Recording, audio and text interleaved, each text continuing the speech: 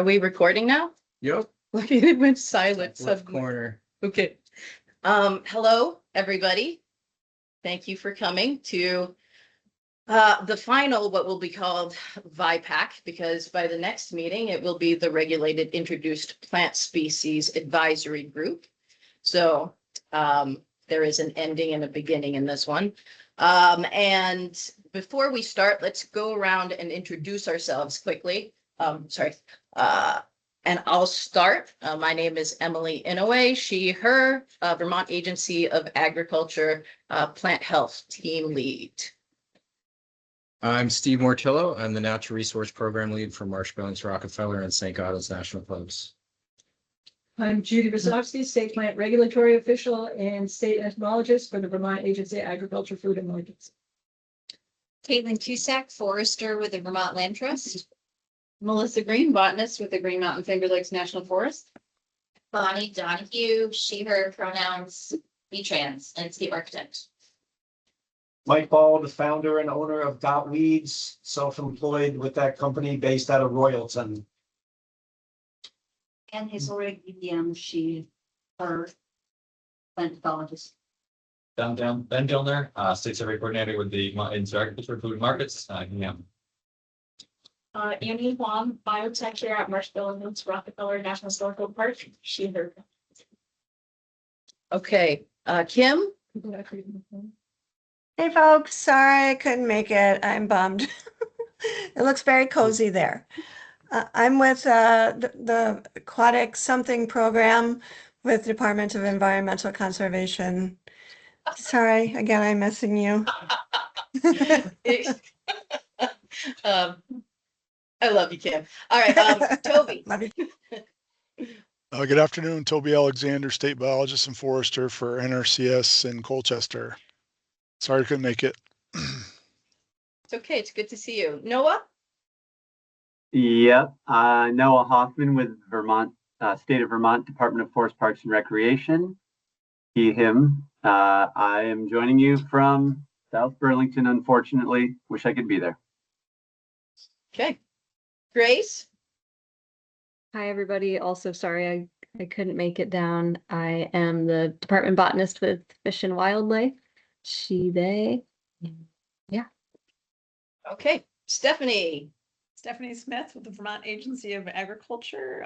She, her pronouns, and I'm in Montpelier. Sorry, I couldn't be there. It's quite a grand mirror you have in back there. No. Hi, Meg Mudley, Lake Champlain Basin Program, Aquatic Invasive Species Management Coordinator. Great. Thank you. So just to map out today's meeting, I think we can quickly touch base, and if there are any program updates from members here, that would be great if you want to share anything.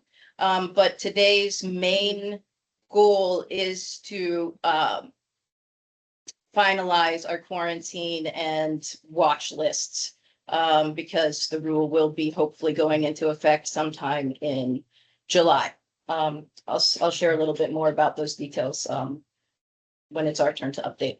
So I don't know who wants to. Kim, you're always the first person I usually pick on, so let's stick with that theme. Do you have anything you want to share?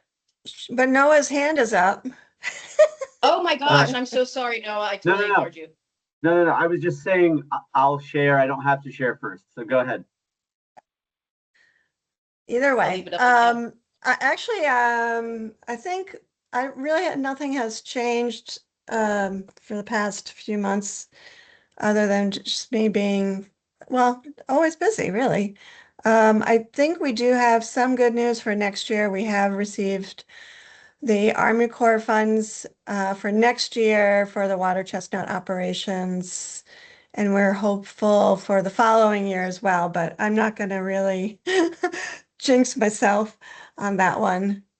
We have hired our technicians for the season, except for the greeter technician, so that's the position that I'm doing for now, as well as my other stuff. So yes, we have a training on Saturday as the first training, and the well blew up, And so I've just been trying to figure out what to do. So sorry again, but I'm not there in person. I'm sorry about your well. Me too. Thanks. Okay, That's thank all. you. No, Yeah, I didn't want to take up too much time with like a overall update. I just wanted to share a couple tools that I had mentioned to Ben. And could I share my screen real quick? This won't take long. Sure. Okay. Yeah, it looks like I can do that. Okay. Let me do that. Okay, yeah. So I just wanted to share a tool that I've developed. Okay, can you guys see that map, Vermont early detection plants areas? yep. Okay, so yeah, this was a discussion topic at our last meeting, and so I just wanted to share a little bit about this. This is a map that just kind of shows areas where we have confirmed detections of what I'm just kind of calling in quotes early detection plants. This is sort of an approximate list of tier 2, what will probably be tier 1 and tier 2 plants, I guess, because there's nothing on this map that's not yet in Vermont, but these are plant species that are in regulated introduced plant species that are in relatively limited small distribution. So approximately tier 2 species that we get reports, or we ask and get reports for on VT invasives. So these are sites where we've had field visits, confirmed locations. And since I help run that website with Gwen from UVM Extension, I felt, that we had already done some mapping with the forest health team to show like what towns have emerald ash borer or beech leaf disease, things like that. So since we have these tier 2 plant species, meaning, rare, still relatively rare in Vermont, it seemed like a good idea to at least find a public way of showing where we found those things. So this is a public web app that you can get to from the vtinvasives.org website, soon to be slow to spread vt.org. And if you zoom around, you can find buffered locations of different plant species, and you could click on them. You can click on it and get a pop-up like, here we go, mile a minute, and here's when it was observed. I think that was maybe Grace was involved with that, and just the habitat site type. So it's buffered, so you can't get into like an address or anything like that.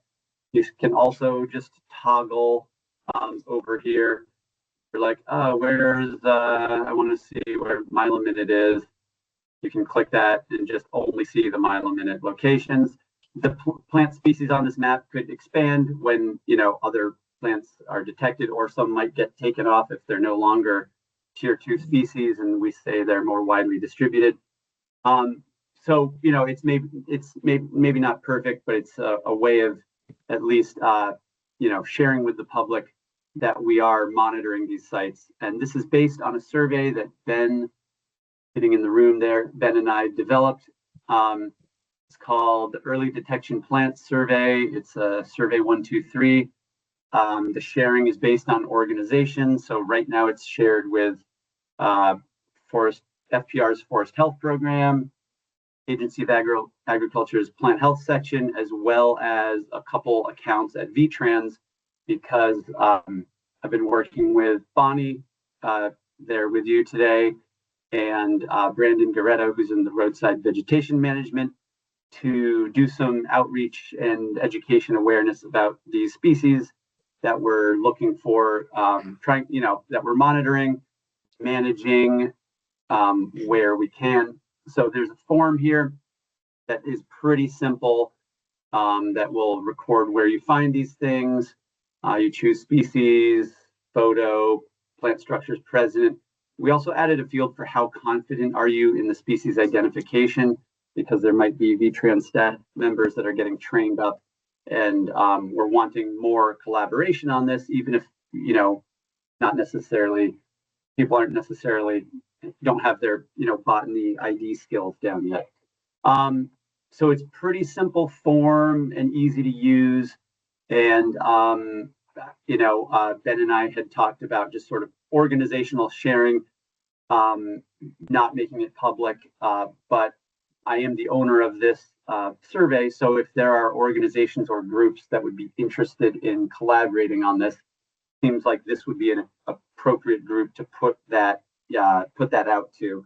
So contact me if you're interested in collaborating on this. And the idea is that it's a statewide survey with a lot of different partners and, eyes out on the landscape to look for these things. So I'll stop there. I just wanted to share that tool and how it's being used.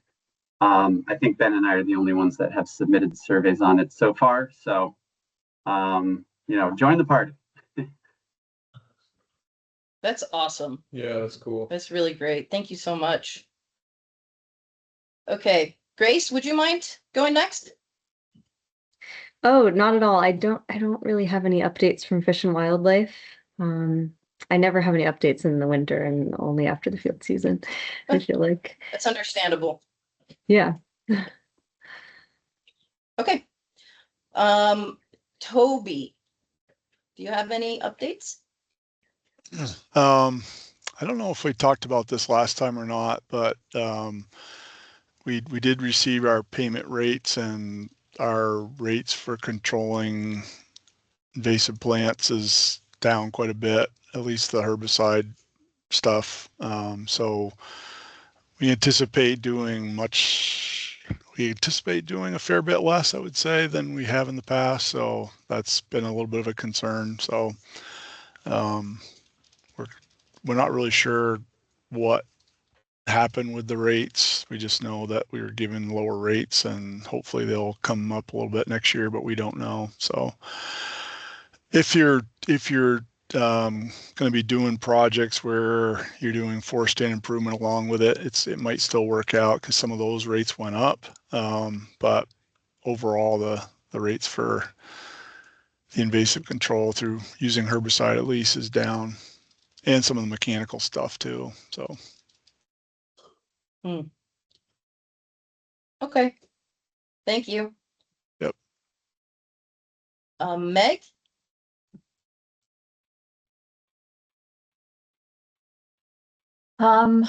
Quick updates. I'd say we're getting ready for the boat launch steward field season. Training starts next week. Kim is a go for water chestnut this field season. We're glad that the money's there for 2027. Round goby and grass carp rapid response efforts continue. We're going to be doing a rapid response exercise near the border from a positive ED&IA detect in the Richelieu River. As soon as the water is warm enough. It was round goby and grass carp. Oh, grass carp. Thank you. Mm-hmm. Yeah. Yep. Oh. And we've updated the rapid response plan for round goby in the Champlain Canal, but it hasn't come through the Chamber of Commerce in the state of New York yet, so that needs to be endorsed. But the navigation season starts at the end of next week, so boats will start moving across the Chambly and the Champlain canals. So that's all for now. Thank you. Moving into the room. Stephanie, I'm skipping you, okay? It's not that I don't see you. It's fine. No worries. Okay. Caitlin. I don't have any big updates. Just a reminder, I'm sure many are registered, but Samantha and Peter of VLT have been working with Emily and Noah on the 3rd annual Introduced Species Collaborative Gathering, which is this Friday. So just a reminder that that's happening for those that haven't registered. Where was the first one?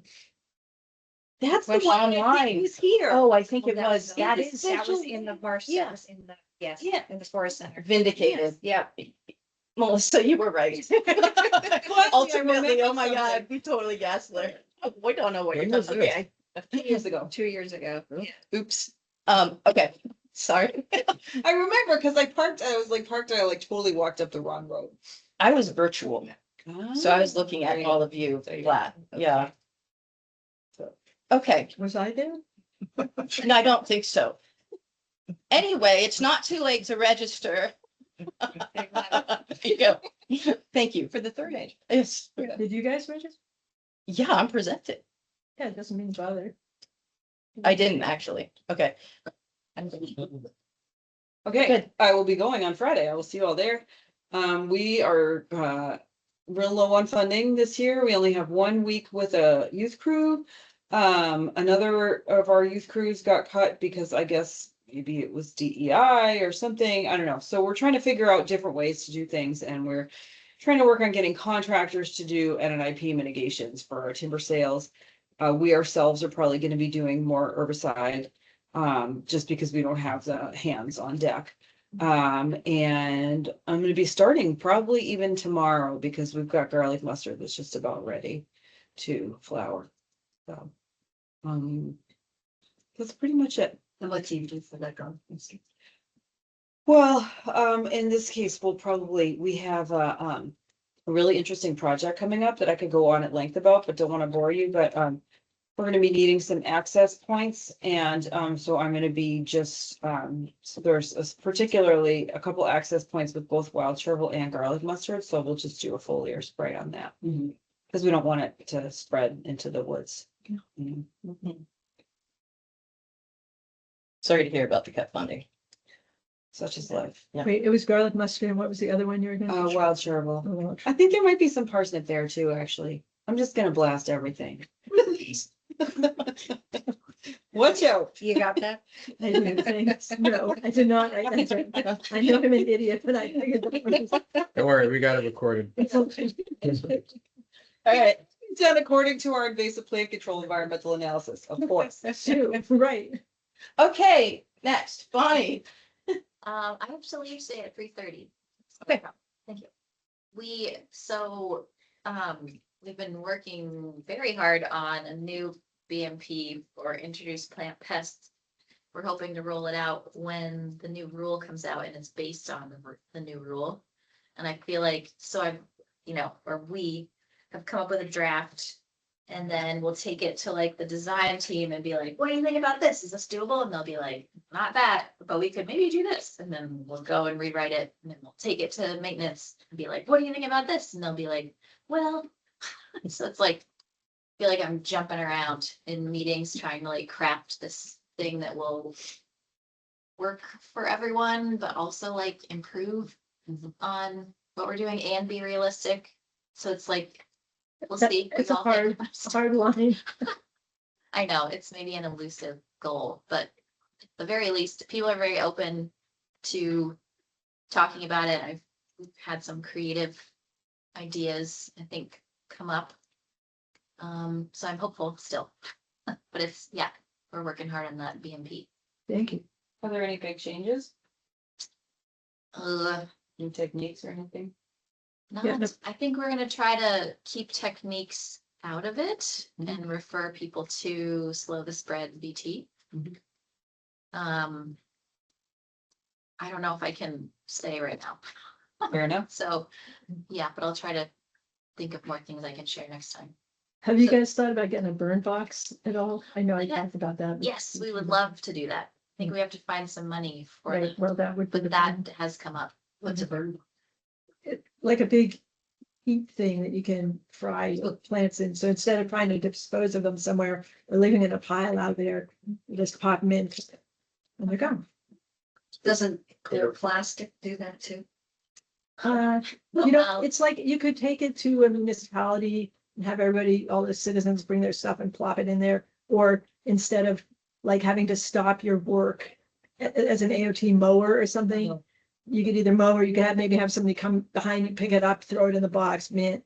So it's an instant. It's an instant. Air fryer. I think we're trying to prioritize, also maybe that's something I can say about prioritize the tiers, like where is the biggest impact that we can make within all of our constraints?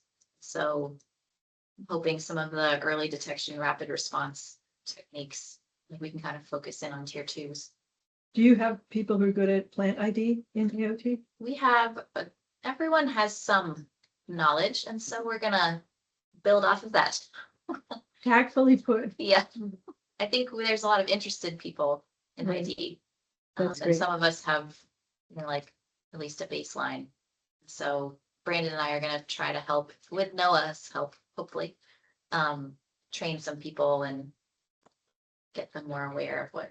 Well, even if out you could there. do the tier one, like a quick cheat sheet to tier one, that would be handy. Right, A lot of eyes out there. So there's foundation and potential and interest. there is. But You're all if people, set. but if people are not seeing tier one repeatedly, the confidence in the identification will be pretty low. You'll get a lot of false reports. Right, Cow parsnip has been called giant hogweed forever. yeah. I think the positive would be people would be IDing and reporting. And then we can work. How many people are you trying to train? That's like, it's not defined yet, the number, but I mean, we'd love to have at least the environmental group, which is like 15 people, and then there's people, because we're all in the field a lot, and then there's all the maintenance staff. Would be nice to have some baseline level, but that's sort of like many steps out from where we are. I think that's all. And that's a lot of progress in AOT. I think it's worth naming that. That's All right. Mr. Ball. Updates. My singular update is mostly focused on seed life and eradication timeframes, if that's the goal. Garlic mustard. Toby has seen the site in Red Rocks. It finally zeroed out this year. Small site, smaller than the size of this room. 8 years till the first zero. It's a bell curve. The removals all pulling, hand pulling, bell curve. So whereas last year might have been 50 pulls, this year was down to 0 for the first time. So 8 years. What I'm getting at is I'm not seeing seed life, known theoretical seed lives, getting shorter or smaller in Vermont. I'm seeing them go the other direction to be longer than what we anticipate. I know garlic mustard is all over the place for what people think the seed life is.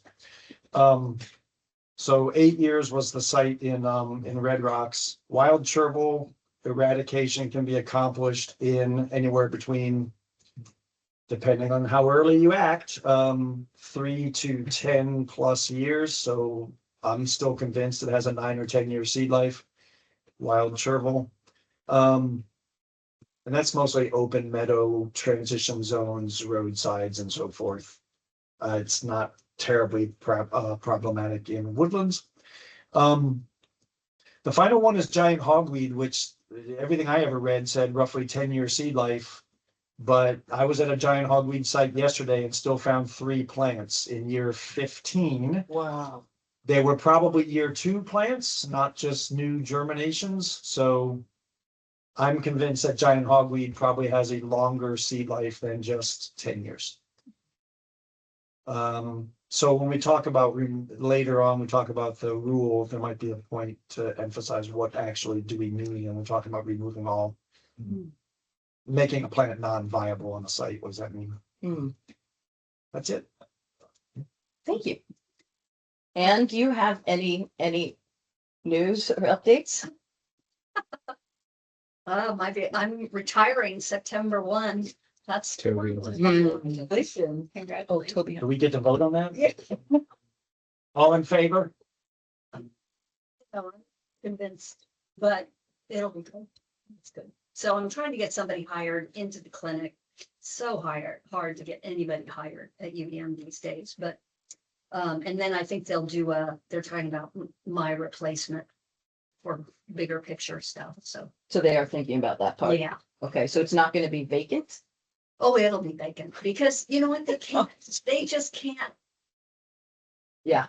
act quick enough because it'll be a year search, Seriously? process. And they couldn't have started like a year ago when you were retiring? Yeah, no, Sorry. they don't listen to whatever. Well, so this is your final meeting, I guess, maybe. Maybe. Thank you. Oh, you're welcome. Yes. That transition fast. Well, because have such history with I know, but everything. have been in So- this field, you've been there as this incredible resource. Yeah, Again, gonna totally disappear, so, You better not. I don't say think that. you could handle that. You have too many connections, yeah. so, yeah, I'm gonna still look at pictures and answer questions. Be careful what, yes. Yeah. Okay. Yeah. Okay, well, good luck with that. Thanks. Yep. All right, Ben, you want to update about caps and PPA and stuff we're doing there? Sure, but I see that Toby has his hand up. I don't know. I'm so sorry, Toby. That's fine. This is maybe mostly for Mike. Mike, I think that's terrific information you're getting. I hope you're able to kind of get that documented and keep a chronology. Like I mean, this is all great information about the seed life stuff and then also just the amount of time that you're spending on these sites over time, you know, kind of capturing your effort level and how much acreage you've covered and time and all that sort of stuff seems like it'd be really, really interesting to know, you know, after so much time you've spent out there. So I hope that's something you're documenting well and can share at some point. I think it's pretty interesting. Yes, I agree, Toby, and yes, the spreadsheets do exist and they're theoretically, they're in the cloud, so yes. Yep, thank you. This is the man that counted ticks, that counts ticks every summer, right? I'm not talking about Okay. that. And then the state wouldn't even tell me whether they were hot for, We don't test I it, know, 2 locations. I was a little underwhelmed. I kind of wanted to know, 102 ticket counters, We can pull them out and you can send them off for testing. okay, I got 19 in a day. Ah, that beats my record. Yeah. Stay away from Thetford. Yeah. Okay. Hey, apropos of introduced species, apparently there's a spotted lanternfly scam. So I just thought, while all of us are assembled here, it comes with a Pennsylvania Department of Agriculture, and it says it's the Spotted Lanternfly Commission. There is no Spotted Lanternfly Commission in Pennsylvania, so just delete it. What do they want, money or something? Yeah, they have you do something, and get a permit, and there's a fee. But Pennsylvania gives the permits, this type of permit for free. There is no fee. But these scammers have added a link so you can go and pay the fee, and then they get the money. They Nice, send you a butterfly. What are we even doing here? I mean, seriously, I don't know. it's the garlic mustard tax. Yeah. Okay. Hey, that's how you can get that darn box. There you You go. do the garlic mustard tax. Any plan? All right. Yeah, I guess, well, yeah, update about, our federally funded, pest surveys. Yeah, so we have the kind of 3 through the CAF, which is the Cooperative Agricultural Pest Survey, program, same as last year, nursery, Christmas tree, and, the oak one. That we have Minnesota fundings of the Plant Protection Act 7721, which just barely came through the other day. 2 different surveys. That's the, like wood boring bark beetle one, and then there's greenhouse crops one. So those will also be doing this summer, same as last year. And then hiring basically 1.5 technicians to run those drafts essentially, but that's update about that aspect. Yeah. Great. Thank you. I just caught you with your mouth full. Do you want to wait a second? You were gonna go. I'm- No, you go. Okay, right? Okay, I'll let you. I'm Okay. sorry. No pressure. Okay. Man, that's some dry bread. Yeah, do you want some more? Yeah, so, I could go and take Steve off this. now I'm cheating. No, it's, okay, you're next. Yeah, there you go. So, yeah, we've got a bunch of cool things happening at the park. We're converting about 25 acres of native meadow hayfields to native meadows. Thanks so much, Toby, for your work with us on that, helping us kind of like think that through a year ago. And then we are, treating for beech leaf disease. We're developing a new emerald ash borer strategy. And we do have less resources. So we've had a Vermont youth forest pro crew that we've really enjoyed working. Every year since that program started, we don't have funding for that crew this year. And we used to work it out where they would come here and get trained on Plant ID and then go out and do their thing. So that's kind of a bummer. But other than that, I think we're just shifting gears and prioritizing. We've been able to be really productive despite the reduction in resources. Great. And thank you for hosting us today. Yeah, absolutely. It's great having you And guys. the mansion. Yeah. Yep, pretty amazing. And just what you do here, it's really special. So thank you. Judy?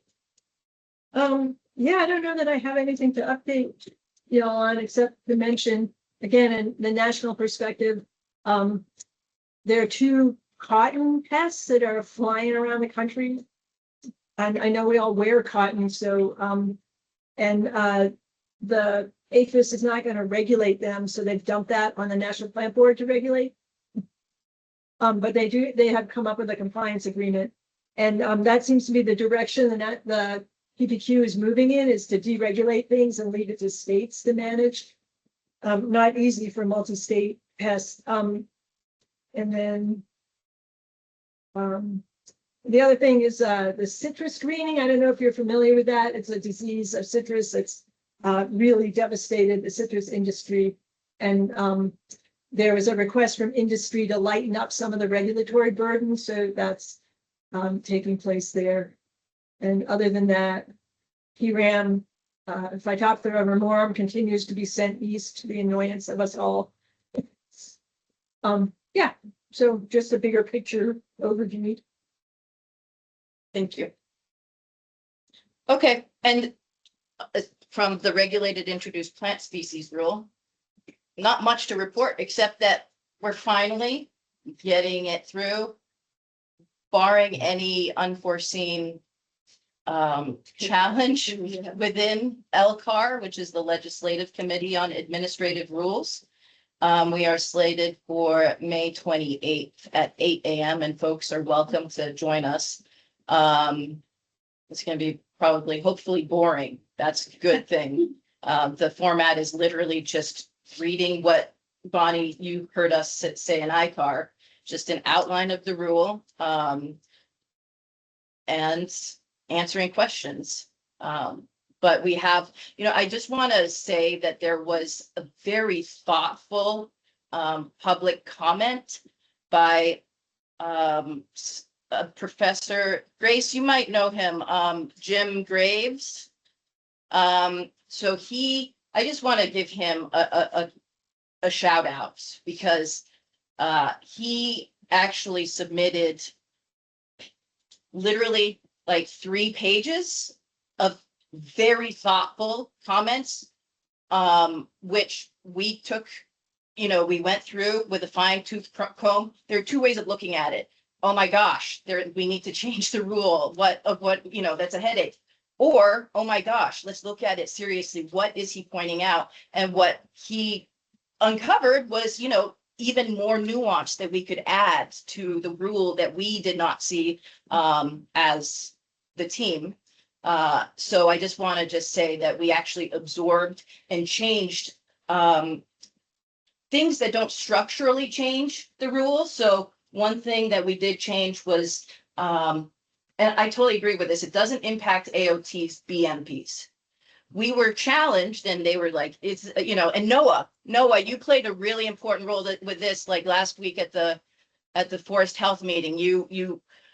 You questioned whether, are they really BMPs? And the answer, once you think about it, is no. What we are actually saying is those are acceptable management practices. They are not the gold standard. People can be doing more, but it allows and includes the possibility of doing something that we worked with AOT. So for AOT, it is the best management practices because that's what's feasible. But we don't want to limit and make people think that that is good enough. If people want to strive for better and more, go for it. And that shows up in the language. So we are indicating to people acceptable. Go look up, there might be more that you can do. So that's one example of how something that changed. Can you think of anything else that was substantive? I think just maybe a further definition in the tiers, one maybe for the like about like tier 3, how I think we just clarifying that it can be like eradicated on a small scale locally, but not like over the whole state, was one. Just clearing up language, essentially not changing the fundamental like goal of what we're trying to say, just making it clear, because it needs to be clear in the rule for people reading it. That's what I remember, but there were several that were good edits. Yeah, I'm actually just finding them because this is pertinent to this group. And we actually had to move quickly on this, which is why I apologize. I did not send out the changes, and I will send that out after the meeting here. But we needed to submit it by May 4th to get it on the May 28th LCAR agenda. So we took the liberty of just processing the comments and then responding. So let's see. There were some just it's interesting. There were people that care. There was a question about where is this list housed? Why is it? And there was just a fundamental unawareness of how rules actually work, which makes sense. I didn't know anything about how these rules worked. So I think what was also very evident is that, people are disconnected from the process and the system, which is, it was great to be able to say, here is why it's important that the rule is not attached to, the quarantine list is not attached to the rule, because here's what, our system requires us to open it up, and it takes, my God, 2 years. It's ridiculous. So to me, that was what was interesting, is that there is a disconnect out there with what is governing rules that everybody is bound by, which I just want to point out, because we could all do more. I think I could do more to teach people about that, because that's where the nuance lies. That's why the watch list is so important, to put it back in. It shows and starts translating policy into more. It keeps the regulation, but it expands it to include more community and care-based options, which is going to fundamentally provide us with a lot more options and solutions in the long run, I believe. So, yeah, I think, and there was another thing around accountability that I want to name that Jim pointed out. And he said, as the rule was stated, it said the secretary would annually or as needed, and we need to build in, this is how accountability works. He said, well, why don't you add an and, so that it is necessary for the Secretary of Agriculture to have to review the list every year. With an or, that is a whole. Right. And that is a whole that I think was utilized for quite a few years. So building in accountability that Vermonters expect of the Agency of Agriculture. So I thought that was a good change that we absorbed also. And yeah, I think there was this is going to keep coming up, but there is the desire, and understandable, it's common sense, but just where is the education portion in this rule? It's not in here because we can't take that on. And I think that's something where if we had enough staffing and funding and resources, Oh my gosh, yes, we have determined that outreach and education, asking the community, elevating the community's responsibility and activating their care and their curiosity is the way to actually get people engaged and looking at how they can contribute to solutions instead of staying outside of the story, which unfortunately continues to perpetuate a problem. If we don't see ourselves in the story, we do not see the whole picture. I mean, we're missing the most important part. And just as I just want to share, yesterday we had a great meeting with the Vermont Center for Eco Studies, along with Mark Ferguson from Fish and Wildlife was there. I'd never met him before. But we were talking, and this was, Vermont Center for Eco Studies came to us and they're like, is there anything that the agency can do to put or regulate 3 mason bee species that some of them, are non-native, and some of them just aren't native to this region. And as we were talking, we were overlaying some of their concerns and issues are similar to American lotus. Where do you draw those lines? But then we started talking about all these individual species, and it becomes very clear that it is kind of like whack-a-mole. We will play whack-a-mole for the rest of our lives if we are looking at things singularly. And when we were talking as a group and we were able to identify what is the common theme around this, humans, introductions, that is the umbrella that touches on all of this. But somehow we don't talk about it. We just leave it in this, reductionist, invasive realm where it's inaccurate.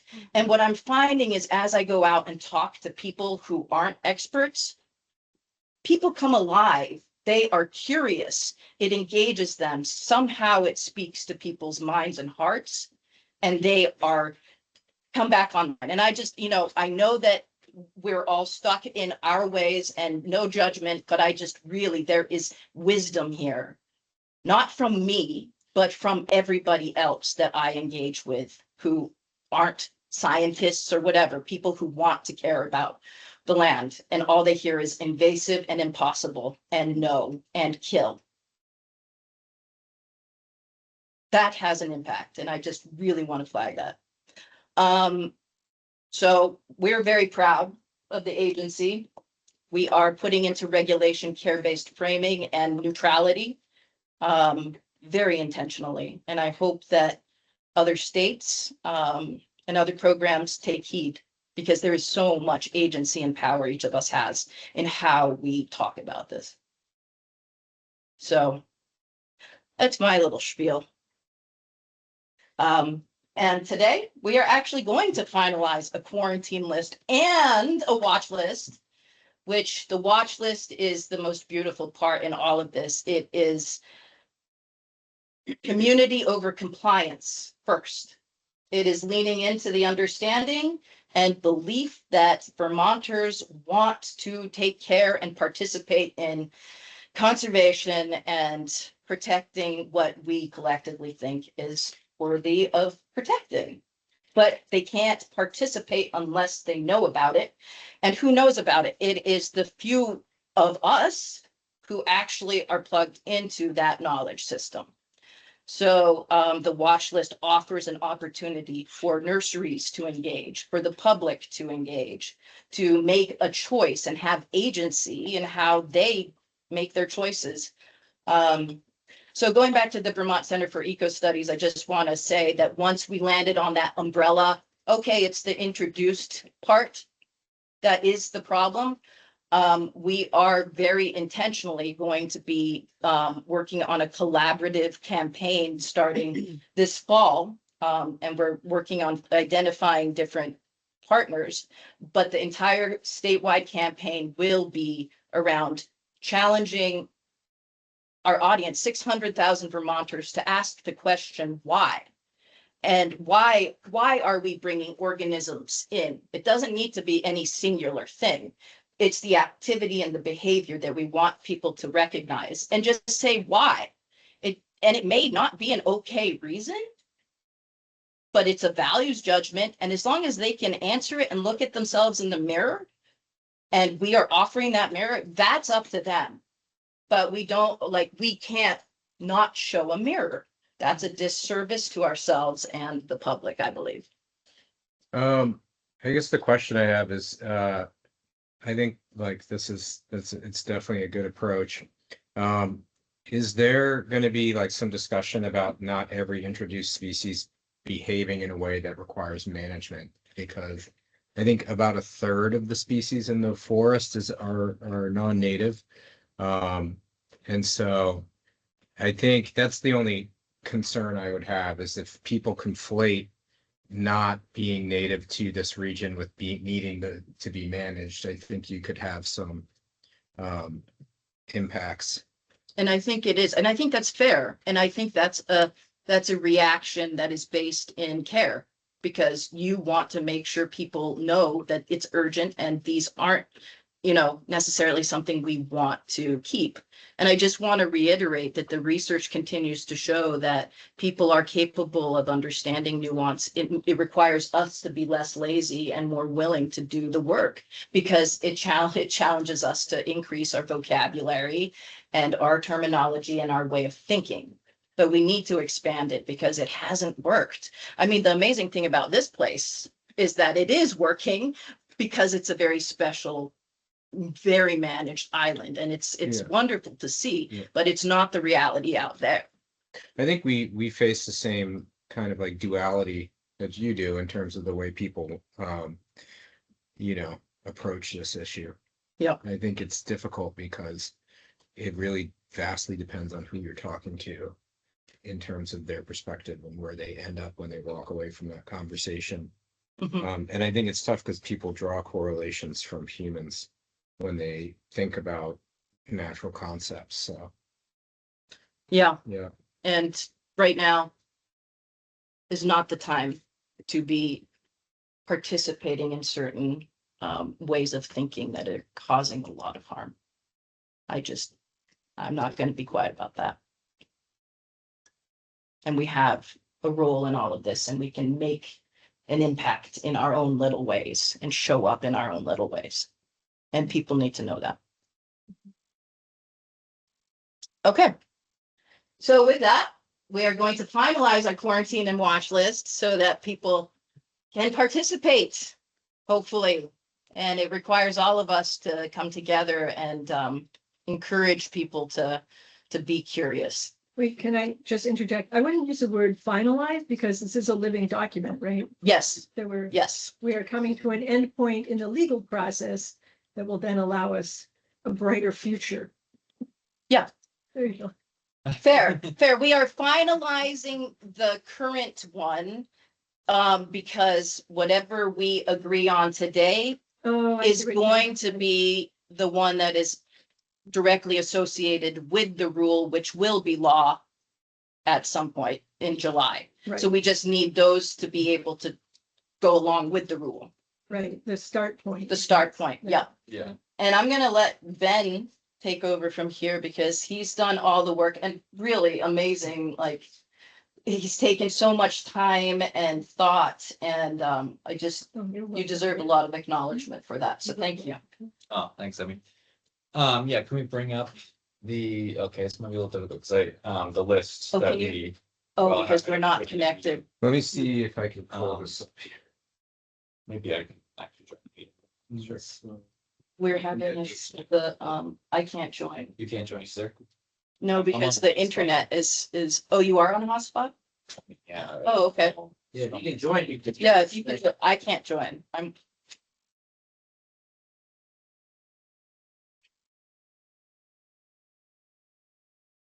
And next time you get a computer from the state, is it going to be one of those things or are you getting? I'm not sure. Yeah. I don't know. Do you have a preference? I'm not sure right now. I think I might like one of those. Yeah. Me too. I can pull up that list and then share it. Yeah, that might be best. I actually don't see a meeting that exists. Like a team meeting. Oh yeah, you're not. But. Well, I guess, yeah, so what I did to finalize, once I finalized, so, this is all the list that was the existing, list within the the noxious weed quarantine rule. And then went through and assigned, tiers 1 through 3 to all those, just kind of, based on my.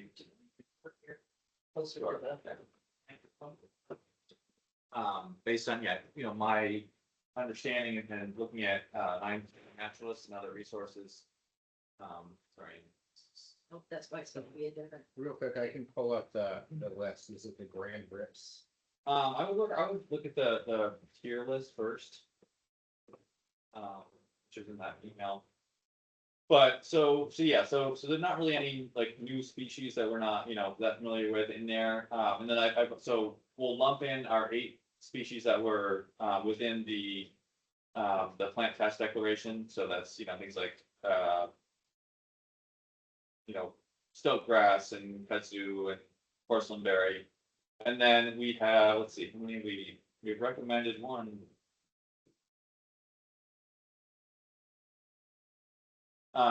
Looks like 7 species that we have like recommended from the committee, voted on and done the PRAs in the last year or 2.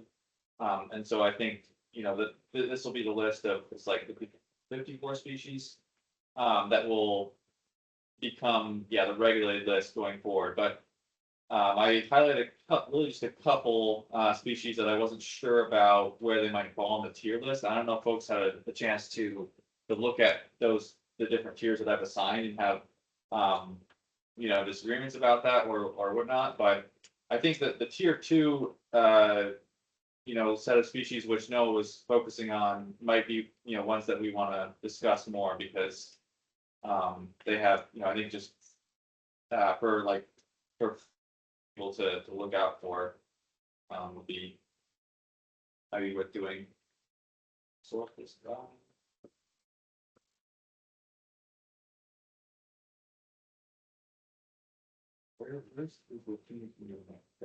So here, let me give me a sec. Yeah, there's a link in the agenda that you can use, but I'm gonna just send you a direct invite. Like what, wasn't, but not very much. Okay, and it's been, Well, established. Okay, that's what I was thinking. no, what's your email? I'm gonna actually go. Yeah. It's Benjamin.Dillner at Vermont.gov.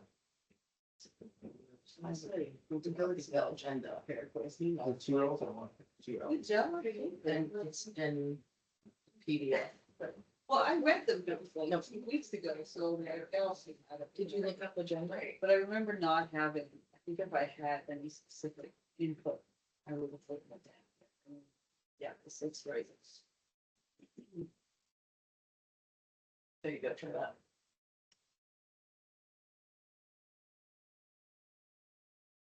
The other one, the one is.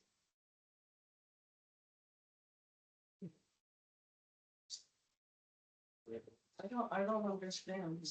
You should have gotten Okay. Sorry, folks, we're working on it. this is your email. Yeah, I think I'm There we go. So she check. I mean, I love it, yeah. Oh, yeah. yeah, sorry. Yeah, no worries, no worries. Where did you go? Are you in? Yeah, he's in. Okay, I didn't even. I'm gonna not. Think somebody else would. Oh, good. Yeah, because they make it so that anybody can let anybody in. It's not. Yeah. True. it's the easy. That sucks. Good job. You're on. Okay, there we go. Good job.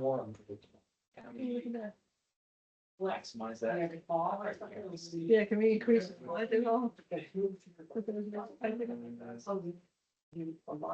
That is max. You could just, close it for 2 minutes. Over on the right. Oh, yeah, good thought. Yeah. That might help. Oh, that's There it good. Ah, see. Yeah, okay, so I'll do that at least. Yeah, I don't know, if people had, I guess, well, if people had any ones they wanted to discuss, that'd be good, but I also, some of the ones I wasn't sure about, and you're probably obviously more familiar with these, but I wasn't really sure where they might fall from the aquatics. Like frog bay, I highlighted, I don't know, what its distribution is, but it would be more like a tier 2 or 3. I don't know. If you wanna- We can help with that. Yeah, that's found in Vermont. Yeah, what is it, is its distribution, would it be like early detection, rapid response, or is it like fairly widespread? In its distribution? Depends Um, on the body of water. I would say it's fairly widespread at this point. Probably when it was first added, it was probably not, but now it is. So probably more like a 3. Like Probably it's- more like a 3 now. Alright. Yeah. That's why we have this meeting. Are there advantages or disadvantages to tier 2 over 3? Or we're just trying to be somewhat descriptive and help the public manage expectations about how we're gonna respond? Yeah, essentially, yeah, the tier 2 being the flagging, the ones that are, yeah, early detection, limited distribution that we're sort of actively monitoring. And may be able to actually be eradicated in the near future or at least locally. Right.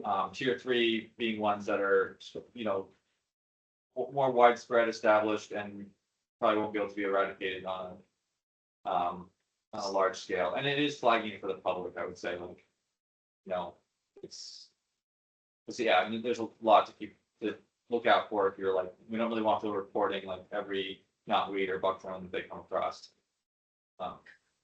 Well, if that's the case, then I think we should keep it at 2 because we still want to know where it's showing up and there is potential for it to be removed. If we know new places.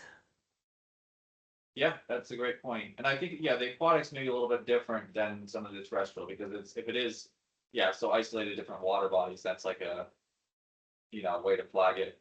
It's like more Mhm. contained, I think it's, yeah. And I think, Noah, like, well, yeah, we kind of are differentiating between like tier or like the aquatics and the terrestrial in terms of our mapping and stuff. So yeah, just another nuance. Yeah, we have a map of all of our locations. Survey 1, 2, 3. So it's possible that we could provide those layers. Yeah, But we that'd be can great. talk about. Go ahead. No, I was to say, and this list is just like a, it doesn't have a lot of information about each species, and I'd love to have like, yeah, just more categories, like what do you plant, vine, herbaceous, aquatic, terrestrial, like all kinds of different things, we can put into this, and ideally having like a tool form that the public can more accessibly use than just a spreadsheet, but it's just a start. Hey, what about Potamogeton crispus? I would think that would be, well, you would know this, Where? Kim and Meg. It's in Sewer hydrocharuses. It's a couple down from that. What's the 21, number 21. Kim and Meg, do you have a thought on whether that should be a 3? I thought it was all over the place, curly. Yeah, I guess I think it's underreported. I think it's the same thing with the, frog bed is if it shows up, we want to know where it is. So I hate to put it on 3 and just think that, oh yeah, it's a lost cause. I mean, we still want to try to remove it if possible. So it's like that early detection, rapid response, I think it should be a 2 species. That's where I'm kind of thinking of it as, whereas a 3 is like too far gone. Well, one of the comments we got from, what was his name? Graves? Yeah, Jim Graves. Jim Graves, was to not dishearten people who are doing local work on ubiquitous weeds, like knotweed. And he thought, so we tried to rephrase it in the rule, that definition, so that people understood that you could make locally meaningful contributions to weed removal, but it's on a big scale that you're not going to remove it. So like curly leaf pondweed, we probably won't get out of the state of Vermont, but we could remove it from ponds where it's, just gotten a foothold. Right, so. Yeah, That's that's actually more the definition for tier 3, so. Yeah, I think, that's what I'm saying. I know, but then Like, that's, so I'm not talking about tier 3 like it's a lost cause. It's like you could still have locally meaningful removals, but it's probably gonna be in the state. yeah, but I think Kim is saying she still wants to keep it at tier 2. Right, no, I just was Yeah, responding okay. to that. Yeah. Like, Yeah, I would think- suggest we not use the word lost cause with tier 3, No, even if that's what we I- privately think. Actually, can I read specifically what we changed the tier 3 definition to, so we're all operating on the same? Let's see. Yeah, and I wonder if you can kind of put it somewhere that we could see it all the time and when we make these. Like just maybe just the just the bullet tiers. points or something of what is tier 1, tier 2, tier 2, tier 3. Yeah, that's a good point, yep. I'm trying to find Like it. what, yeah, you can add, you can add like comments. Okay. Or the, So we changed it, updated it to tier 3 plant means a non-indigenous regulated species, including federally regulated species that is broadly established across Vermont, considered injurious and not feasibly removable statewide with current methods.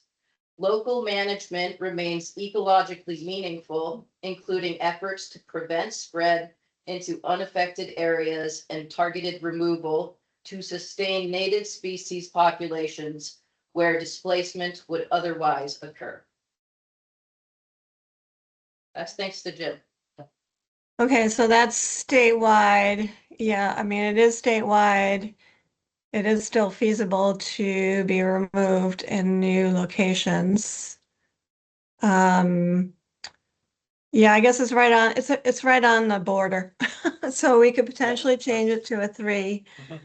I think frog bit is, yeah, No, I was gonna say, if you're talking about, if you want it reported and still want it in tier 2, I think we'd all support that. Like, yeah, I'm not. we're not pushing anybody into a category they don't want their plants in.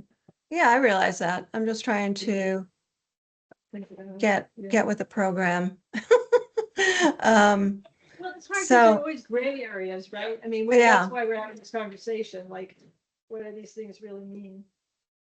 Yeah, I mean, and as it stands, I think, like, really there's what, 14 tier 2s currently, I think that's a good, I mean, 10 to 15 is probably a good number to keep that at, I don't going to beyond, maybe 20, but like, so you see, I don't think the number of species is too high in that category Mhm. for the public to comprehend. So I think, just ones we want to elevate. Fine. Yeah, then I think we should just keep the 2s, the aquatic 2s where they are. Great. Sounds good. Yeah, aquatics that you want to change around or? No, again, curly leaf pondweed and then trappa, that's in there too. They're both found mostly around the state. Trappa is pretty much in the eastern side or western side. So I think we should just keep it at those tiers for now. For all of them. I do get inquiries, Kim, occasionally about pondweed, but a lot of the times it's basically constructed ponds. I call them ornamental ponds. Mm. So they're Or- out there. You're right. They might be reported. Well, so Potamogeton Crispus or just Potamogeton in general? I don't even differentiate. People Oh. just call it pondweed, and I don't go Latin with them. But Yeah, well, they but don't even know what it is. But we have I think 37 Potamogeton species. I may be off on that. Haven't looked up that data point in a while, but we have a lot of pondweed or Potamogeton species, and we only have the one that is the invasive. So likely it would not show up in a retention pond. Aren't some of those actually endangered native species? Yes. Yes, that's true. That's true too. I spent a lot of time floating around looking for the guy. That's it. Yeah, I mean, and it's funny because some Potamogeton RTEs can take up a whole pond too, and you're like, really? It's an RTE? That's what I would just want to call Grace and say, Grace, I found a whole pond of Basii or whatever. Yeah, they're very unique species. They can be very abundant and noxious in some instances for sure, even the RTEs. I'll shoot you a note directly if I get it something that raises an eyebrow. You bet. Yeah, I'll be happy to look. Yeah, it's like is it either the water wheel or the water soldiers that's like globally threatened? Very rare, but then suddenly, but like it's new introductions can become quite. We don't have water soldier or that No, here yet. Don't get me scared. No, I'm just saying on that once we add to the list, but. Let's see. Yeah, I'd also flag calorie pair because I don't quite know, and that one's, it's widely planted, but we don't quite know exactly if it's in or wild populations that are reproducing. I haven't, it's nowhere near like in Pennsylvania and Delaware. I would put that one in too, because Okay. again, like, I'd like that reported, especially if Yeah, people that's are a good finding it point, in yeah. the wild, And then just, clarifying that especially once we list it. as a naturalized population, not someone's Right. Tree, Not shade tree. certain landscapers planting it in Burlington. Did you guys know there was one tree that survived at ground zero in the calorie pair? And they took it away from some like nursery and they Yeah. like babied it and got it back to health and brought it up. I'm like, really? Yeah, drive down Yeah. anywhere in Delaware, there are like 8 billion of them. Yeah, well, that's, a good point. Okay, Grace's hand up. I would be really curious if anybody has actually seen a naturalized population of calorie pair. I'd never have. I've only seen it planted. So technically, we don't even really consider it a part of the flora because it hasn't escaped yet. But there may be populations we're overlooking. So in case that sways the tier status, I just wanted to throw that out there. Yeah, I think that makes a lot of sense. I mean, I feel like maybe I've seen like it's almost like either a seedling or stump sprout year ones, maybe around Burlington plants, but it's like it's such a managed area that I don't know if it's Right. but yeah, no, I really haven't seen it like spreading into the roadsides like other places. So Nor do we want to. no, we don't want to. That's the Amber Maple spread, is that? Yes.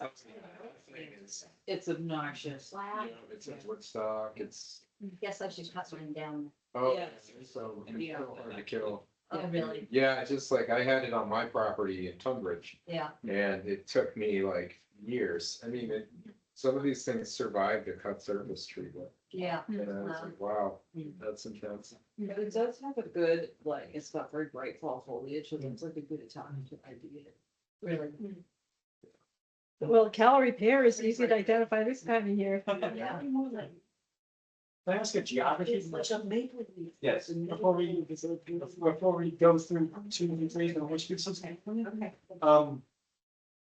Let's see, I help people plan their approach to their acreage, which can be small to hundreds of acres, but,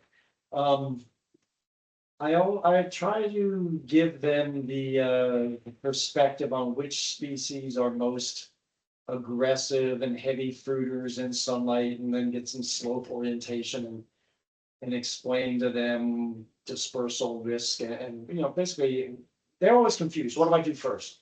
So I look at these lists and I think broadly dispersed throughout Vermont is a little misleading. I would certainly defer to others in this group. I'm not going to say that I have better knowledge, but there are species that are like more eastern river valley versus western river valley versus, and maybe very rarely encountered along the spine of the Green Mountains.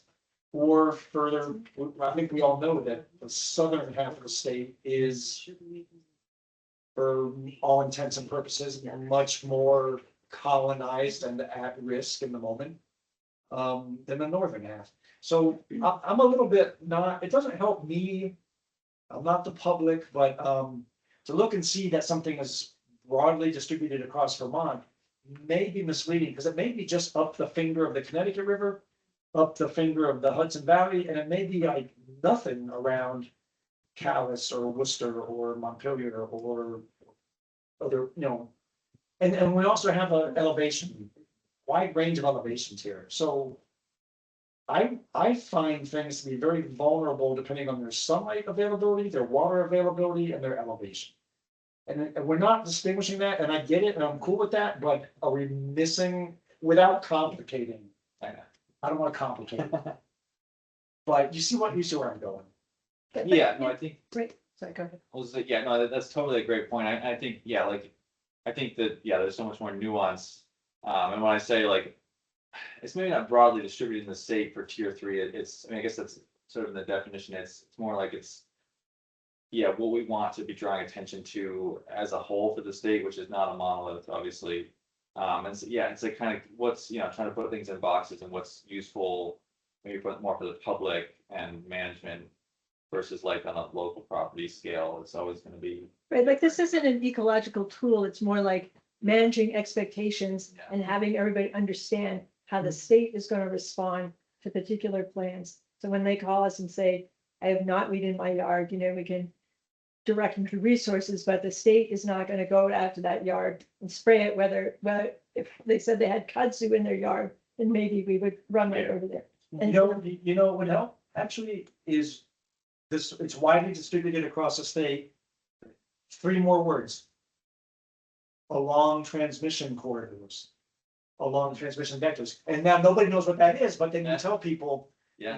you gotta know your land, you gotta know where your stream channels are, what, I mean, you don't have to go into It's bands. too late, it's time, but it's a really good I think addition. the tiers make sense to me because Right. tier 1 and 2 are where you expend a little bit of resources to save the state a lot of resources later. Right. And tier 3 is where you're just making a very localized impact. Right. And I think that actually does capture what you're trying to do. Right, Agreed. and it's for the public, a lot of this, so that yes, everything you said is true. It would be good to know ecologically where exactly we were gonna find these, like knotweed on all our riparian areas.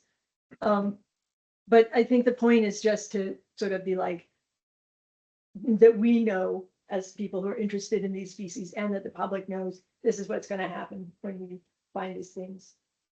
Yeah, and I think, and the point too is like, these are all on the list.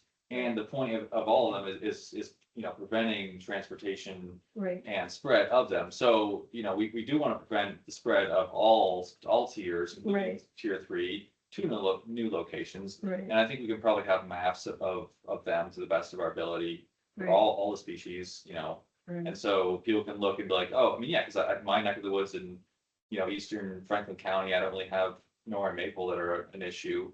Honeysuckle's like kind of like just starting in some places, so it's like, that's almost an EDRR for me, but obviously not for other places. But yeah, so it's, it's having still additional resources, but and then, yeah, emphasizing, don't spread any of these, but these are the ones we really want to flag if you, or let the state know, You could also give, if the public has this list, they can use this list to prioritize what they're gonna spend their resources. Right. So it's almost like I'm not, I like tier 1, 2, and 3, I think that's great, and I'm just wondering if there's not a standalone sentence somewhere to add. Again, a standalone, not handled in, but just to explain to people how important it is to consider terrain aspects, transmission corridors, and the dynamic nature of landscapes. It's something, I know that's vague, but No, we can add, you know what? and The rule is separate from, the Yeah. quarantine list is separate from the rule. We can absolutely add that. Yeah, thank you. Oliver, I think, yeah. No, I think what you're getting at is like, no, this isn't, you're not gonna get a full IPM for No. for a property out of the tiers. But I think it's so, what you're saying is true. That makes all the difference. Yeah. Like those site characteristics and how you expend your resources are important, and doing that in the education realm, I think is the best way. it's just a thought, and I'd be curious to hear what Toby and Grace and others say. And another place for that, Mike, would be if we do have maps of all of these, then that might be a better place. Be like, notice how these plants are all along riparian areas, these plants are all in power lines, Well, black swallowwort is the one that makes me, black swallowwort, 20 years ago, I decided it has come into Vermont along the rail corridor, period, end of discussion. It goes all the way to St. Jay, Right, it goes all the way up the White River to Montpelier, Right. and it goes along Route 4 to Killington. It was so clear as day to me, just these 3 branches. And it was like, okay, I get it, so just trying to outsmart them. Yeah, and I think that is good information to have. I'm not sure, like, this list is the best place, but I do like if we have maps, then you can add information like that. Yeah, I think, yeah, on the new beaching basis, slope spread site, that's. Yep. Add as much information as we want on there. Okay, I don't want to tie up the time. No, it's a really, Point. No, it's a good. that's the nuance we need to be discussing. Can I change the subject? By all Or means. edit? I loved this, and my only edit would be, could we change some of the common names to be more consistent with what we're trying to do with our naming, like, just can it be still grass? Yeah, there's like 4 places where it says Japanese. I think it'd be great to not do that. in my opinion. That's a good. You rock, Tony. Yeah, I was kind of feeling. Just call me. So would be button. Like, I think, Scandinavian Yeah. people. yeah, Scandinavian people, that's good. Well, yeah, now you're lumping 3 a country. Yeah. Equal opportunity, maybe. That's better, they bring it up so isolated. I mean, what are some good things, like, what we can call like Japanese barberry, because No, it's all more distinctive. I mean, yeah. Yeah. That's where we need to okay, and this is so wonderful because look at this, we are talking about this. I wasn't the one that flagged it because, yeah, it's Bonnie did, and there's recognition and there's also limitations because our priority needs to be that people understand and there is consistency. So how do we bridge, yes, something that harms with something that we also need to communicate effectively? And I don't know what the answer is. Well, I was thinking all of these things usually have multiple common names. Yeah. Because we pick non-offensive common names, and then you could have on the side, also known as blah, blah, Right. blah. Yeah. Or we can Yeah, have we on the should- side, we're known. I was copying the old list. Yeah, yeah. Names generally, and then I think, No, then nobody's blaming, and Bonnie, I'm glad. well, not. Pointed that out. Things like clothes, like who carrot hops, I think also maybe known Japanese hops or something like, so, yeah, I tried, Yeah. we can definitely go through and review, of course, you're a real botanist, you don't even think about common names, but, Right. Well, but like I was at attending a conference and it took me a really long time to realize that what they kept talking about is ground beef bittersweet is what we know is the shades of bittersweet down here, which I was like, And I was like, what makes a lot of sense? I was like, there was that confusion, and I was like, what are they even talking about? Because I think it was like the Upper Midwest Invasive Species Conference, I was like, maybe they have something different. Yeah. So like, there is that thing, like, everybody does know it, it's like Japanese barbarous, like, yeah, there's gonna be. Right, but it's like changing the word invasive to introduce, Right. yeah, we've all trained people to understand what invasive means. Now we want to come up with another word that we don't really have nailed down yet. But I still think with the common name, so you can take a less well-known common name and just have a side list, like Yeah. also known as blah, blah, blah. Or- Yeah, bridging it. I Right. think that's, introducing more options. Yeah. Inclusion Yeah. is expansion. Yeah. So I think that's a great idea. Or like in the notes, formerly known as blah, blah. and there are ones that like genuinely like fish Right. weed, goutweed, Right, what do they call it? yeah, they have other, Elder, yeah. like snow of the mountain, there's like a full Yeah, list of them that people call it commonly, so it's like, right. that is the point, I mean, that's. Yeah, so- that's- Japanese barberry is interesting because it's the only name for it that I know of. It's a common name, so I guess at that point in Norway maple, Yeah. this is true too, so would you then I just make up a name. create a name? Yeah, Yeah, well, like thorny, is that what you said? They're also, I said small leaves, and they're Oh, also, small leaf, right. yeah. I personally don't know if we need to concern ourselves with European names. Certainly, like, maybe it's easier to It would like be more cross the consistent. board. We're not Right. gonna Yeah, look yeah. at- But like, I do think for consistency's sake, though, I mean, there is this, the equity needs to be on all sides. Right. Just for it to hold. Because that is the fair thing and that's the right thing to do. And so I don't think we should leave the European species out. I think we should do it all together so people feel, everybody feels included.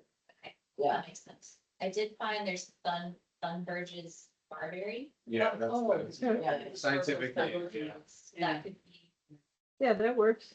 And some, But I think I think right now, is like taking away is not something that we should do. Yeah. Our purpose, what we can help move this in a meaningful way is to show different options. Right, And showing that it doesn't need to be right. just this. That's where we're trying to Yeah. make space. So, and are you okay with us putting in the common names we want to see used and then? I mean, like, yeah, Nope, I, just clarifying.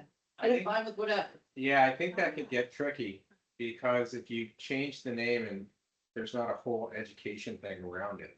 I think if you just have in the notes, some of the other names, including the ones we're Yeah. no longer using, That's fair. just Yeah. put it right there and then people can see it. Cause Yeah. So there's gonna be a list, basically, and then there's another fluid document that we'll continue to Yeah. use. yeah, I mean, this is the list and so. we I know, but will there be that's what's going to the state, right? Will there be another document that will be worked on over the next several years? Well, we have the rule and the rule has moved the list to an independent entity. So we don't have to go through a rule change to change Yeah. this. So we own this now. Okay. Yeah, I mean, I think there'll be different forms, like we'll have the official like form, which probably fairly simple information, like maybe like, Latin name, common names, tier. Probably that's it. Alternate And then- common names. Yeah, common names, alternate, but like, as just like, that's the legal document, like on our website or whatever, and then we'll have like probably additional, like, all kinds of information built in with it, so that's, yeah, which. Or So send. how are you going to rename because there's quite a few on this list, like Eurasian water milfoil, and like, is there? Anyway, I think we'll yeah, just just with the group. Go through and figure it out. And I mean, and in the interim, perhaps we could just eliminate common name for the legal list and just say, That's a good idea. So I don't want to open a can of worms. Okay, I mean, look at the scientific names, Yes, so they're also tied with, Yeah, totally. yes, sorry, Toby, you have your hand up.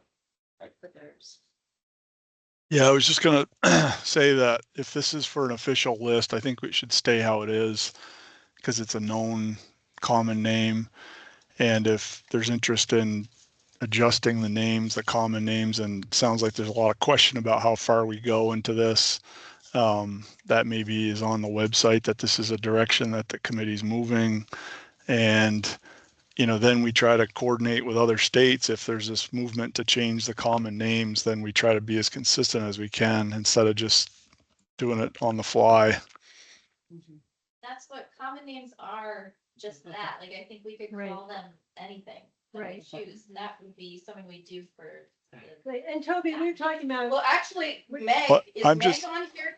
Can you? I'm just Meg saying it's a- actually did that with the golden clam, I think, and I would be curious to hear about Meg. I did hear from somebody, if you're on here, that just from the get-go, you just said, well, why would we ever start off with that name? And you just decided to center the golden part instead, but you had a choice.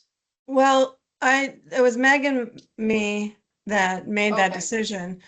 But it was another common name that was used.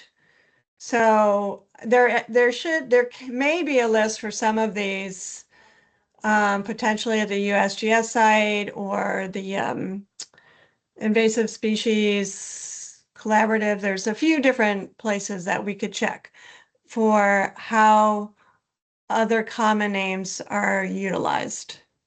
So I don't think we should just make them up in Vermont. I think we should see if there are already other common names being used.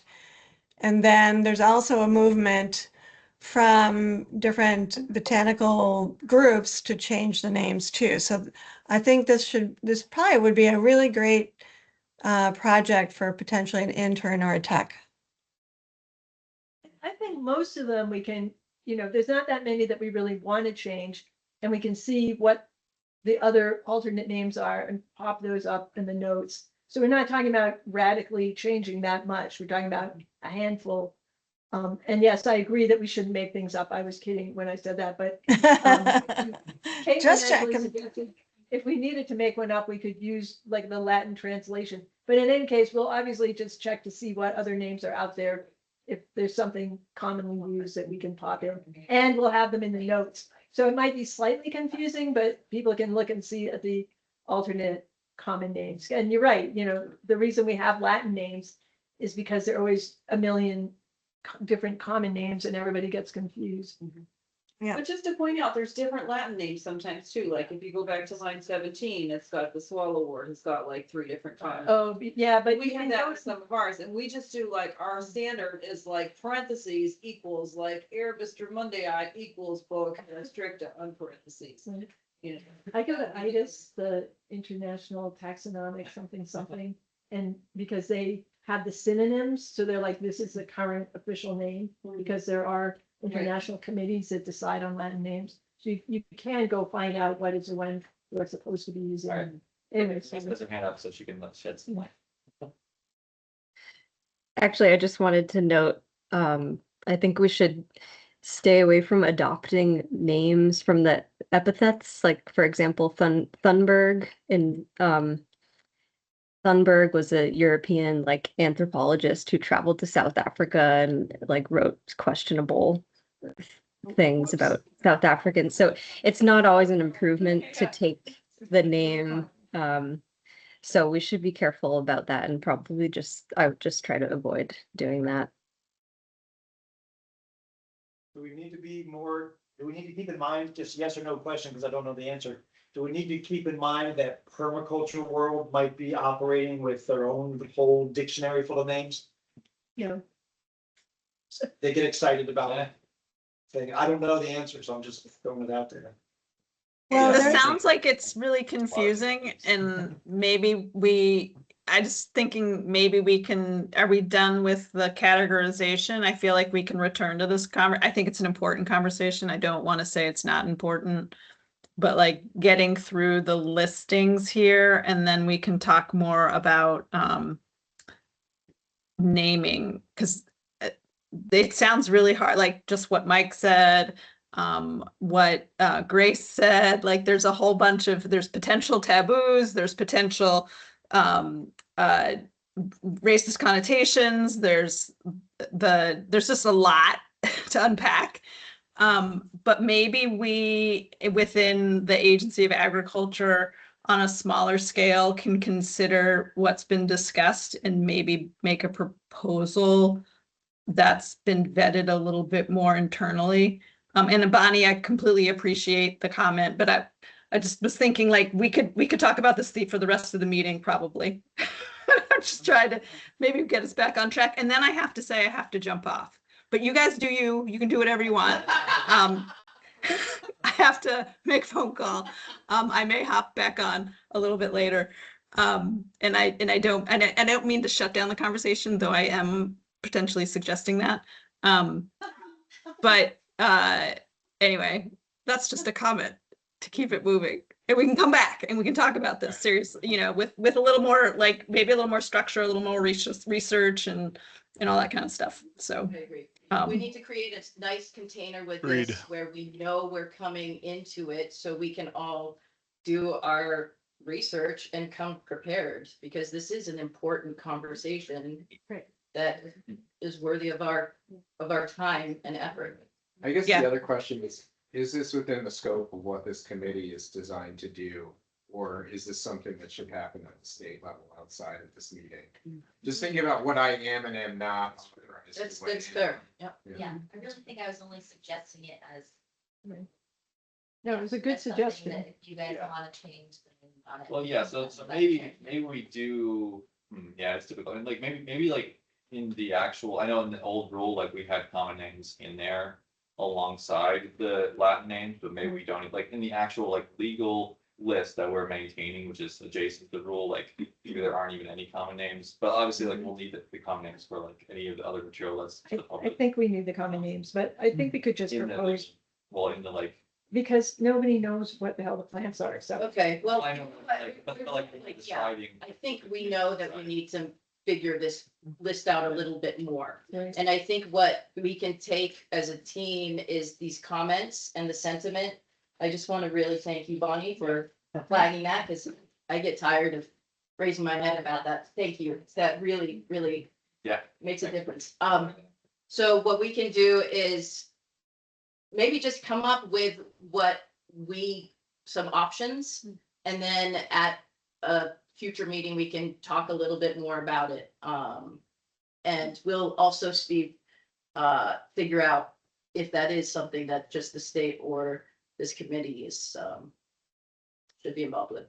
And I wonder, Emily, we've kind of grouped these meetings where it's this group formally meets, but we've also had this larger group that needs to talk about other issues. So maybe this could be a great topic for that group, given a lot of the organizations. I think are that's a doing that. great idea. Like we have another meeting. Let's bring more people in. Kind of collected through some of these. Yeah. plans That. Yeah. Most of these partners, but maybe there's some others that are. No, I think that's a great idea. And, TNC, VLT, you all are leading this in a lot of ways because you're way ahead of what a lot of other people have thought about in some of these areas. So I think having different perspectives outside of the state is important. What do you guys call Japanese barber? We still call it Japanese barber, so we're definitely. I call it Japanese barberry too. We talked about it. They're alternate. Yeah. There are other names, like some people call it purple leaf or red barberry, so, I mean, they're common names, they fluctuate, they vary. So That's good. Just saying. All right, so let's, we'll table that and we will continue with finalizing these lists because nobody is leaving until they are. Yeah. Well, yeah, so that was the easy list, right? The watch list, I'm not gonna go through it, there's. almost Wait, so officially we Yeah, are good I with guess the tier that's- system as a group? We are Yeah. okay with it. Like- Anybody have an issue with it? I think that is the better way to do it, and it's no judgment. If there's anything you want to flag, please do it right now. Well, again, living list, right? Is Yes. Yes. So we can change it later if we need to, but. For the purpose of moving forward, we're good with the quarantine list then. Congratulations, we have a foundation. Great. Watch list. How many are on there? Hey, we should say that we approved it with the changes as noted in the. Yeah, should we do an actual like vote or something, or like, just to make it, Sure. All in favor of having this be the list as amended during our conversation, signify by saying aye. Aye. Hi. Hi. Consensus. all right. Good. guys have it. Okay. I know we should do I know that should have had a, second motion, and it's, yes. Those opposed say nay. Not opposed. There's no horses in here anymore, So now we're just determining the tier. That's the next step, is just agreeing on the tiers. We just agreed on the tiers. Oh, we did. Oh, That's the pricing list. Yeah, which we can, like, and the tiers are definitely, well, both the list and the tiers are a living, document, cause some things may become, I'm just, going from tier 2 to tier 3, perhaps, as something become more abundant. That kind of thing, or if they're found in the state, like we had Hill Swallowart became a new one. We moved from like the not found here to found here. Okay, I thought we were voting separately on the names that listed the plants and then. But everybody's looked at the tiers and okay, got it. I think so, but that doesn't mean we can't, we can revisit every meeting, I mean, Right. people flag things, so. All right, we can go over to the watch list, which, I think this one's obviously much more difficult because it's a huge giant list, and I have, sort of compiled it.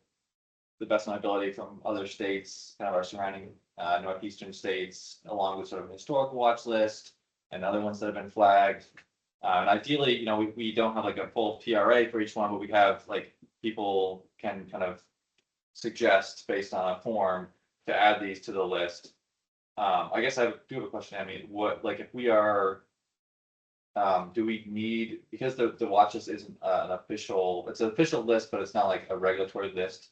If we have to say we approve this list right now as it is, or like, because I think it's a lot more fluid about like with things coming and going from it. Stephanie, have you left us? Yeah, she said she had a phone. Okay. We may have to I ask don't know. that because, I don't know. Wait, what was the question? well, if we have to approve, like, say that this is the list going forward, the official watch list. You know, like from this day on, or when the rule goes into effect. I think we need to have an official, I think when the Yeah, I rule think goes it's into fine. effect, yeah, Yeah, but this is gonna be part of the rule, so. yeah. Well, then, yeah, I guess I don't know if people had a chance to go through it. I mean, I don't know if it makes sense to anyone else besides me, but you can filter by, you know, these it includes all regulated and kind of ones that could be regulated. In this giant spreadsheet here, so. How many? The ones in the columns under the states? Oh, it's just my, just a way to like do a sum, like if you can do a summary, like, like how many. Like a prioritization, like how many states, I know that may not be that clear to like. So yeah, they stuff, right? add up and that's how many states have it on their list. Yeah, exactly. Yeah, that makes sense to me. Okay. Yeah. Those are the That's it. states that regulate it, right? Yes, Or- they're unregulated plant Regulated lists, plant. yes. Other states have their own watch list, which I didn't get quite into that. It's just, Yeah. This seems like the formula was broken. It didn't add the columns. oh, I didn't, I think I took that out because I thought it was a little bit, it could be misleading. I think that makes sense. Is if it's on like 5 states watch list, it's Right. probably Right. more of a sure shot. Yeah. than it's. Well, that was partly how we decided to, like, which ones to tackle for PRA. We haven't quite gotten to the, like, I know from you, we discussed like the prioritization, and other states have like different ranking systems, like a 1 out of 100 or something, that kind of thing. So I'm just trying to come up with a list of something some kind of pool to pull from for these, and then, that was my way, and I can add that back into if it's helpful for people. But just my weird Excel stuff that I play around. Yeah, that's good. Okay, Um, Toby's got his hand How up. many plants are on the list? It's, well, 260. It's, yeah, about 200 right now. So, yeah, Oh. Toby. There's Japanese for tree lilac. Your fave. Toby. Yeah, I was just wondering how is this something that's, public comment, or is this just something that we look at as a group and nobody else has input into it, or just kind of curious about that? I know there's a number of species that we've definitely gone back and forth with some agroforestry interests on this list, and just wondering, is this gonna fire anybody up, or how this could be used? I know it's not regulatory, but is that gonna be Well, of we could always concern do to that. any of these other groups? We could do a PRA, right? Like if they're concerned, if we did a PRA, it would help us, risk assessment. Help us Well, determine.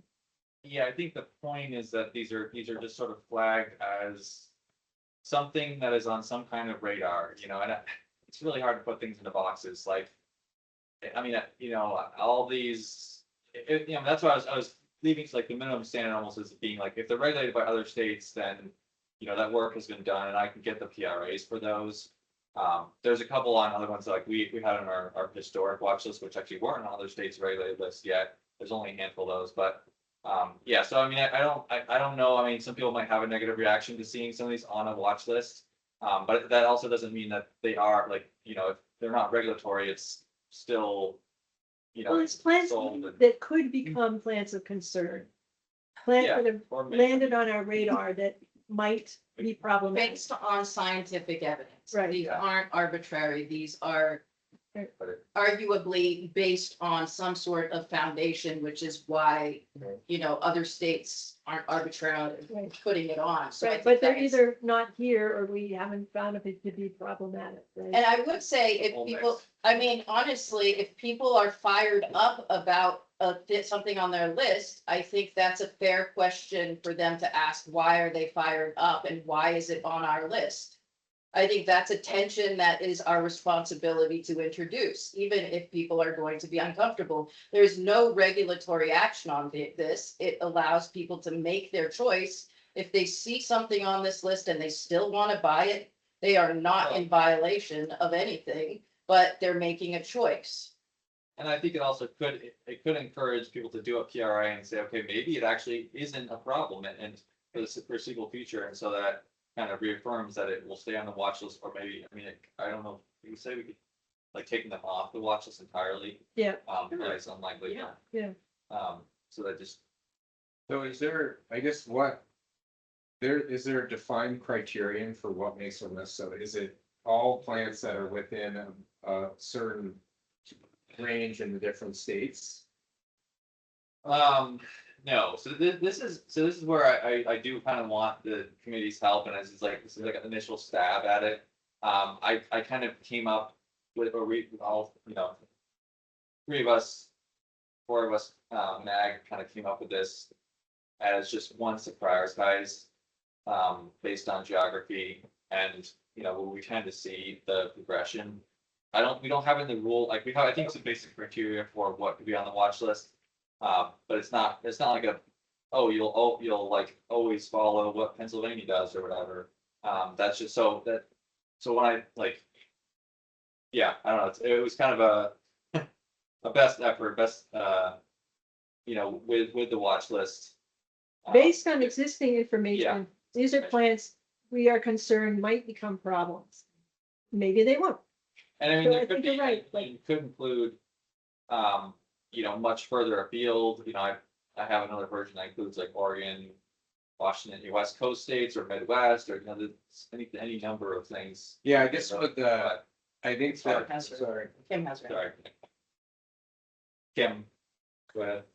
So we've had this conversation a few times, and I'd really like to see if we can develop the consensus for what goes on either this list of concerned species, which should not be not be a watch list, or having a watch list where we potentially will move those into PRAs eventually. So I feel like we had this maybe conversation twice so far at the last couple of meetings about what is on the watch list. I certainly would not want to put 209 species on a watch list. I don't think that's appropriate. So I think it would be helpful to, in my understanding and perhaps my opinion, that we develop some sort of step process of what are the species of concern, and that's perhaps what these are again, and then what is on the watch list. Well, I think maybe Because- so, maybe the watch list, so this is the watch list for the rule, which the rules specifically stipulates that you can only put things that are on this general pool to make it onto do a PRA to be regulated. So I think I we need to keep this pool quite large because otherwise we can't respond as quickly to that. But I think like maybe we can call, I mean, like, I guess that's been called a watch list species, or like species of, you know, like, yeah, species of concern or something. You know, I know what you're saying, Kim, like it's like things that are further abroad, but like we want to highlight like 10 species or something that are like, could be, you know, but I think Well, the Right. list itself the doesn't need list to be, itself also is, it will highlight. we can curate it within, the list can be, Yeah, like the that. core list can be made up of other little lists. Yeah. Which ones are in industry and are being sold? Those would be really important to highlight for the nurseries if we really want. We don't expect the nurseries to go through and read all 209, but that's our job, and we should be able to say, these are the ones on the watch list that you may be, you know, making decisions to offer for sale. Yeah. But we need, and, you know, we need to kind of keep that pool large, I think. Right, and I think you made a good point about that people can ask, you know, like Toby in reference to your, you know, people debating them, then tell us and we can look into them more, you know, if that is helpful. I think there's also two different pools. There's things that other states Right. flag already, and there's things that only this or only Vermont is saying is a problem. And I think for that second group, you should have some really concrete evidence about damage that's done. And that should be the process, or that could be the process for how it gets on the watch list. Well, we don't know how other states came up with their regulated lists. either. But at least it's not the only, we're not the only ones saying, Right, you know, yeah. it's like, Yeah, I think I think that we'll, we have some basic criteria for being added to the watch list, which would be, including. Or like, and I want to have like a little form, like a mini PRA essentially for all, like, for everything. Like, not long, it's be a big database, but, yeah, and there's not too many, I would say, that like we're not, that are like, we're only on the historic watch list or like of concern just to Vermont that like aren't up on other states' regulated lists. It seems like, so, you look at the whole Northeast, the big picture, it's like most of them have somehow been flagged by other states. Yeah. Of course, Hey, do you have Palmer Amaranth on there? I think I do. Yeah. Yep. It would help me, maybe it would help the group. Can I suggest, walk us through 3 examples off that list and just tell us, this is on the list because boom, boom, boom, this is just kind of pretend you're giving a class on cilantro for bacon. No, seriously, on bittersweet, do giant hogweed and do, and the other one would be mile a minute, would be the 3. Oh, If you would just walk us through that, and we'll get into your head and say, okay, now we understand why it's. those 3 would be Pest easy. designation. well, yeah, okay, so those are, I think these, those are ones that we're basically gonna regulate, like actually on our actual like regulated list, which we have PRAs for existing Vermont PRAs. These other ones, I mean, what Sorbus, sorry, I Oh think my they're like gosh. these, Highlighted something it's like a, We need to absorb the the 8 plant pest designated species onto the quarantine list. Yeah. Okay, sorry. Yeah, we've talked about it. Oh, we did, okay, I'm that were sorry. included in. Even on the way on the park. Sorry, it's okay. Mhm. Yeah. It might, I mean, the reason I asked this, No, it might escape everyone's knowledge here that the state of New York had a task force with Naya Kraus in charge of it for like 10 years. I think I've encountered her twice. She would have meetings and we would talk hogweed. And we've had giant hogweed in Vermont in like 3 or 4 places, probably 3 or 4 additional places that are unreported, because there was a nursery selling it. But in New York, she had like 1,100 sites, a chem crew and a non-chem crew. So just from the cost perspective alone, giant hogweed cost New York State, I don't know how much money that, over 10 years, a ridiculous amount of money. That would seem to give some urgency to, hey, maybe we should think about that one. So that's what I'm saying. Could you like talk through like quickly, 2 or 3 of them and just boom, boom, boom, boom, boom, and then we'll know it's. Yeah, well, okay, so yeah, giant hogweed is basically on our regulated list because it's like by default, it's on the federal list, so that one, like, we've already kind of done the work, like, it's, we don't have to do. But so this being the watch list we're talking about now, I can pull up, we have talked, like, some of these we have PRAs now for, like, some of the privets and the Himalayan balsam. We might want to add to the list. And patients, You know, At some point, we might want to add to the list a column that says has PRA and just. Yeah, right. yeah, Judy, I had you. Oh, there you go. Good job. Anyway.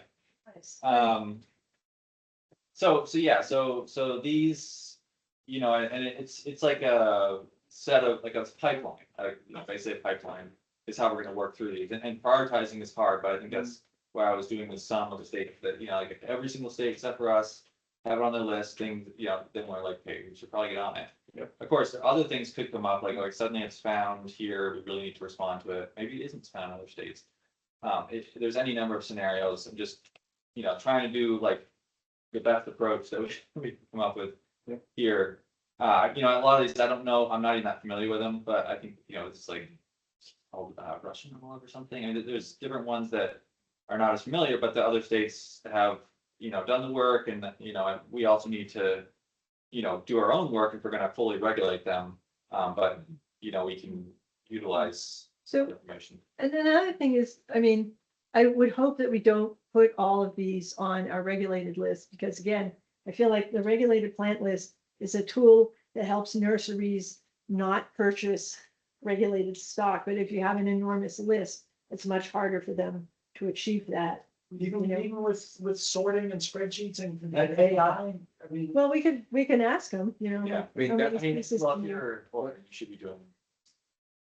I mean, that said, there could be this many species that are damaging out there, right? So Yeah. like, there's like been, yeah, I mean, like, that's the. Right, but a lot of species we don't regulate that are out there doing damage, like knotweed is a perfect example. Yeah. So, I would like us to just keep that in mind as we go through and not think we're automatically gonna pop all of these. Because if you look into any plant, yeah, it causes harm, you can make an argument that it should be on the regulated list. But I want us to consider, You don't think, sorry, do you think not, we should be on the regular? well, I mean, it's tier 3. Like, we're not gonna do anything except possibly encourage ANR to get the biocontrols for them if they're available and effective. Well, and anything to do with, retail and spread, intentional spread, like Right. that way. But Yeah. But I do think, I think, yeah, Massachusetts has like a list of, much bigger list. But I think we can make tools, for the nursery industry, like, we're highlighting these are the 30 that you're probably most likely to encounter, make sure you cross-reference and, don't sell these, but I think it's not, we probably won't get to like hundreds on the list, maybe, maybe, who knows, but. So Ben, Yeah. in your summing, did you Yes. find that, like, for example, did the southern states have more totals, higher totals? Cause I'm just thinking about like the New York, Pennsylvania, like that stuff that's there is coming our way probably.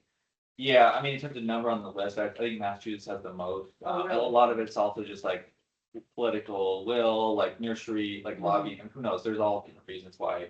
Okay. And like Connecticut, it's McGill to change their rule. They haven't changed it in years. Some states, it's easier to add species to your list, so some are frozen in time from 20 years ago. So But that's yeah, I was just summing whether or not like right, number of states that have it regulated at all. My sum versus. right, but like, there's not a lot in the, well, I can't To tell. what percent, how many of those are would be like a nursery applicable? Don't know off the top of my head. Some for sure. Yeah, I think that's, so a lot of them aren't though. A lot of them are maybe sort of like a hitchhiker type plants. Right. Like Russian olive, I don't know that nurseries are selling Russian olives. Well, it shouldn't be, but No. but we've Yeah. found unusual stuff, or we meaning Ben, unusual stuff in nurseries. Yeah. And, the EHS and HWA populations that we're finding up in Chittenden County came on nursery stock, like from 2012. So, and we're still seeing those insects move through the nursery trade. Earthworms. Yeah. Mile a minute, and then a nursery legally planted, calorie pear in Burlington wasn't on the list, so. Swamps. Can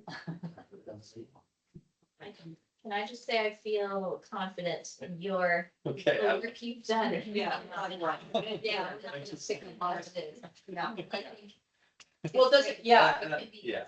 is there any that anybody has a problem with is how I think we should, like, yeah, just flag it if you. So, I was just curious, who's the not landscape associate, VLA? VNLA. VNLA, who is that rep and have they? We included it, yes, it is, we are working with Christina Macklin, the executive director right now at VNLA to identify, a member who will be participating, moving forward. And we've made it very clear, we need their help and we need their participation because, they know better than us about what is going to impact their, livelihoods. So yes, right now it's Paul Wizarak. Yeah, that's the person I would say. And, yep, we just I haven't seen him. Yeah. so just a quick question, please forgive me if I'm like, just to do my homework. Is there a written process for how things are put on the list? Yes, I think we left it fairly open-ended. I forget the exact language. We do have it. in the rule, I think we left it more open-ended because it's kind of up to the committee to figure out how we want to do this. And that's my suggestion going forward, is that we will like, yeah, have regular reviews and like have a little form. I mean, you know, even someone from the public, I guess, could fill out a form, some new plant that no one's really heard of that's taking over their yard or something, and then, you know, it could be added potentially. I mean, the burden of proof is, I think, less to be on this list than fully regulated, because it doesn't have that implicated, you know, legal implication. Of course, it does carry some weight because it is an official list, and like, you know, Toby, you know, uses it for, you know, funding stuff. So yeah, and Toby, you have your hand up, so I won't. You go for it. So I guess a couple questions. So the list you sent us initially, I think, had Oregon and Minnesota, so it added some species that I'm not sure if are still on here or not. Did you take off those that were affiliated with those states from kind of far away? Yeah, I did. I think just we decided to limit it more, because I think it's a little harder to maybe justify. If we put more parameters on what goes into this list, you know, it's like, okay, well, how did I decide what, you know, Minnesota should, yeah, okay, and Oregon, like, versus like others. I mean, it was kind of just me trying to cast a wide net, but I think, I don't know, that's it, just was a decision on our team, or, you know, but. Yeah, and I can clarify, just so folks are familiar with this watch list, under the rule, in additions or deletions to the quarantine list, it states the secretary shall manage a watch list of non-indigenous plant species. The species may be added to the watch list if one or more of the following apply. 1, it has a known regulation or restriction status in nearby northeastern states. 2, a preliminary pest risk assessment provides evidence of potential risk. 3, it has documented distribution in the United States or Vermont. 4, there are documented concerns regarding its introduction, spread, or ecological or economic impacts. That's 4. That's So 4. So I guess one of the species that caught my eye was Salix purpurea. So that says it was on a historic watch list. I don't remember seeing that before, I guess. Yeah, that was is that only on?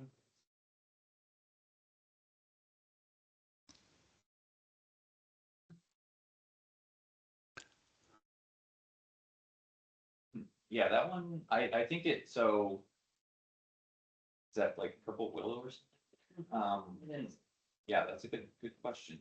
That was one. Well, Yeah, I one mean, of the- Sorry. I know for us, that's the Streamco. It's a cultivar male clone that was used in bioengineering all across Vermont. And I've never seen an issue with it. I know Grace has seen a spot she's concerned about, at least one. But I haven't seen it spread around at all. So I guess I just want to talk about that one a bit. Yeah, I've seen that a lot, Toby, and I think it's spreading pretty rapidly. I did a canoe trip on the Connecticut last year, and it was like on most of the sandbars. It was pretty kind of surprising. And we've been seeing it in other places in the state too. So I would really push to keep that one on the watch list. It's clearly not sterile. I don't know what's going on with it, but I think it's just probably spreading around vegetatively. So just thinking about like there's the stuff that you can put on the watch list based on that rule. And then there's the documentation that should go along with this in the event that people are pushing back on it, that points to really concrete sources. Right? So like we should have documentation around all of Yes, this. yes, we will. I mean, when yeah, it's a bigger task for sure. Yeah, absolutely. Yeah, but I definitely need to have documentation. They can't, you know, just a random list. I have, you know, we're on other different introduced species networks in the Northeast. It's called the risk network one. It's one. So we can get other states PRAs, which I think will serve And we can, a PRA plus like maybe a distribution map and some other Vermont specific information that we can fill out. Another, yeah, great task for an intern or a summer technician. So to get that working, but Yeah, I think that would be a good one for PRA then. you mean a PRA, like, yeah, a PRA for actually, yeah, potentially like full regulation. I mean, Well, yeah. just to have it on the list, I guess I'd want to see the documentation. I feel like we're confusing a little bit, like the purpose of each list, and to me, this seems like a holding space. Yeah. That's supposed to be a resource to help us. I can't imagine someone being like, why is they like, whatever, not procreate, but something else. Why is that there? Because we can just be like, it's not regulated, it's something we, you know, it's worth looking at. You can continue doing what you want. You know, it's the other list, that would be one where we need to back it up. It's sort of this is pre. Well, it also gives us, like, I mean, we need to, science is very important, but we also, Grace is out there, she is visually observing this. Do we wait until there's enough data to support her, or do we like take her situated knowledge and observations and say there is something we can do with it right now without regulating? It's just, it's honoring each of what we bring to, you know, like, thank goodness somebody is out there and can tell, because that gives us an opportunity to flag it for people. Do we want to differentiate between species that are spreading and species that are displacing?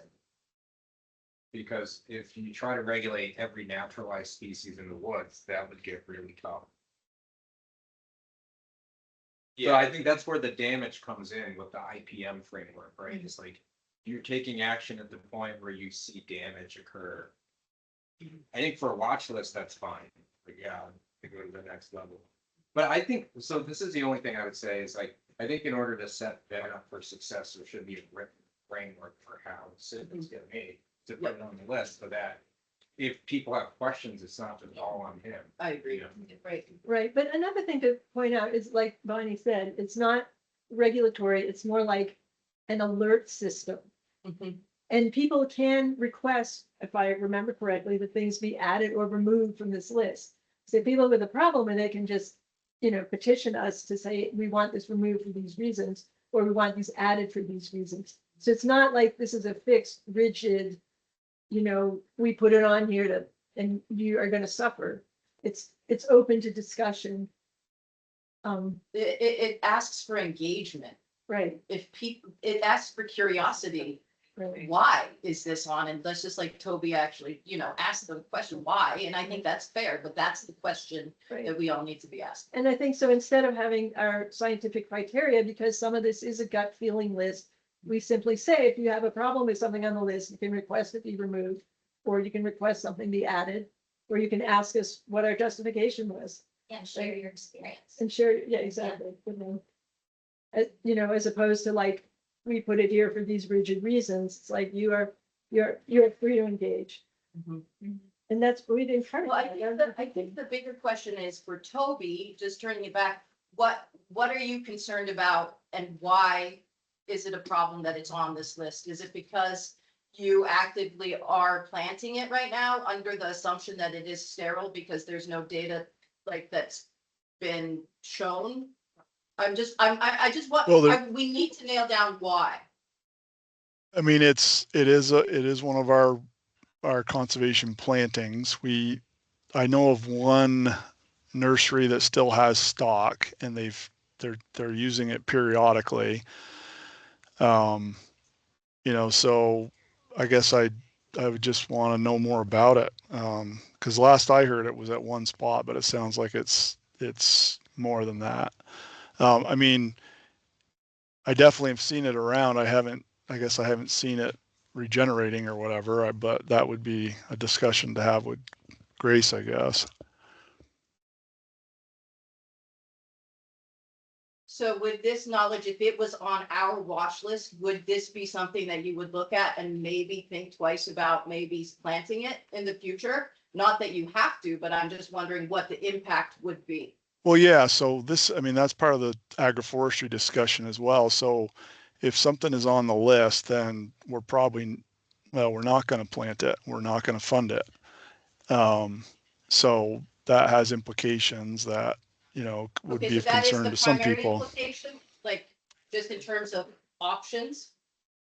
Well, I guess I'm still just curious, what, like, the watch list, because it doesn't hold, like, who, is that a Vermont specific policy or an NRCS, like, general? Like, it must Well, be on. Of like, 'cause I know you've also said things you want on the list specifically because, so that you can. well, get there's funding. there's two parts. There's the part Yeah. where we have, officially, if we're doing control work, it needs to be on either a quarantine list or an official watch list. So that's where that comes in, so that we could do control work on some of these things that, weren't on the quarantine list. The other part is if we're going to be doing plantings, either for agroforestry or for conservation, whatever, I guess we haven't really come across this yet, but it'd be pretty unlikely that we would plant something that's on a state watch list for invasiveness, allow people to plant that and to pay for that on a federal perspective. So I'm kind of looking at it two different ways. Yeah, it's like a double-edged sword, I guess. Well, yeah. I mean, Sorta, it is yeah, a state yeah. list, yeah. It is stateless, yeah. So I mean, yeah. I mean, like an Another example, so interesting- like seaberry is a very hot one that the agroforestry community, at least some, really want to plant, and we've held off on that because it's, in a nearby state and all that as much as we can. So that was one that I thought, you may get some pushback and there may be interest that we may need to document a bit more on. I don't know. There's a few others that are like that too. Yeah, and I guess, yeah, when it comes into money and funding, that's just another aspect where we don't deal with this much, so it is important. I guess it is, yeah, Maine has it regulated, the seaberry, sea buckthorn.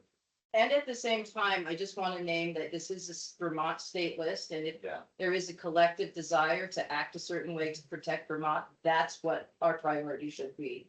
And I realize that puts some limitations on you, Toby, but, I don't think that's what we need to center necessarily. Yeah, We need yeah, to that's take that fine. into consideration. I just want to name that, just keeping all of these threads a little separate because there are so many angles into this Oh conversation. yeah, that's for sure. I think we should be thoughtful about what goes on with stuff, make sure that Oh, it's yeah, really like- concretely tied to stuff.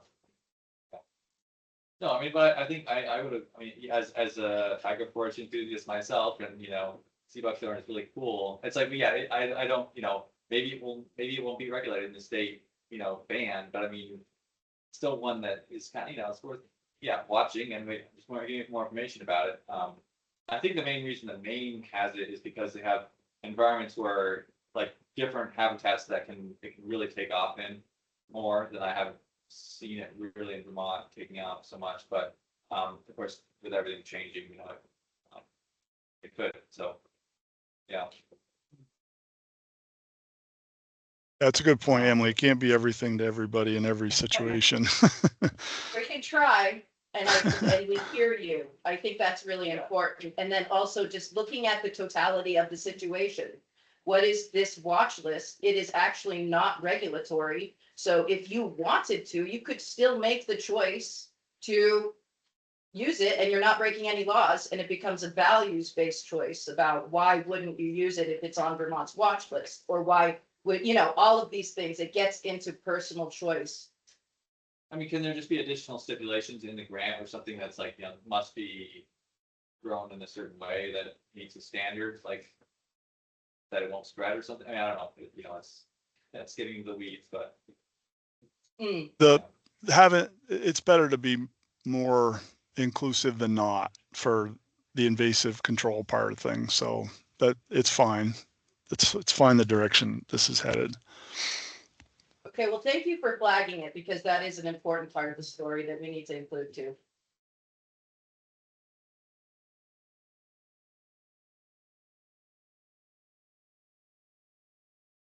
maybe, I don't know if we're gonna get to a point where we can like say we all agree with this exact list at the moment. Do you think that's I think that's very accurate. I think we need to like We can, go back and look at it a little bit. but we do need to, by the time the rule's in place, right, like in summer.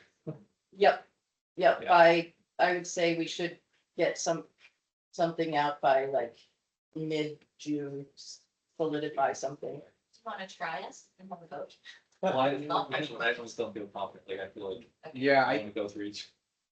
I think instead of going through each one, I Yeah. think just having a process that determines when something goes on the list, and then I think I feel comfortable delegating that.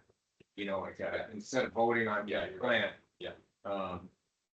Well, in the rule, I mean, Emily read this, a species may be added to the watch list if one or more of the following apply. I mean, that's the guidance we have for, the Right. state has for adding the species. So if one of these attributes apply, Then that's can't- legally You could what put- our you could put framework so many allows. things on it. So that, yeah, doesn't mean that if like, one of those, like any plant that meets those is automatically on the list, like that's the big. I think we want to back you up or you and Yeah, yeah. people in ag and the decisions that get made, because that is, why did you put this on the list? Well, this is the criteria that we used, you know? Well, and again, people can ask to have these things added or removed, so it's not like this is etched in concrete. So I would be willing to, all of us, I mean, if we get through the next, is it LCAR, MCAR, I forget which car. LCAR is fine. The next meeting, in the next stage of the rule, I'm still fine if there's something on there that I don't like, because I know there's a process for removing it if I feel that strongly about it. Plus, I could probably write a complaint, but I mean, just in general, for all of us, like that is a process. Like if you hate a plant that's on there or want something added, you have the ability to ask for that. Sure, but I think I will try to make sure, like, to have the basic documentation for all of them, which it may just be like other, I mean, yeah, the PRA for the other states, and it being, like, I guess, and I can literally just do like one, like a checklist of probably for each of like which criteria it's meeting. I mean, it's, That would be a good maybe idea. it's not me personally. A huge amount of It work. is, but for I this. think we kind of need to, but so I can delegate to, we're gonna have some technicians coming on, so, at rainy days, they can just, 20 species go through. I don't know, I think, I think Kim was saying, we had a comment that popped up about, You might want to look in the old, the IEPC lists of which plants we do have PRAs. Hey, Steve, can you pop out the chat? Sure. Maybe. This is having VEIPAC meeting. So the list is dynamic, the landscapes are dynamic, the weather patterns are shifty. People are the things come and go. Yeah. Okay. There you go, yeah.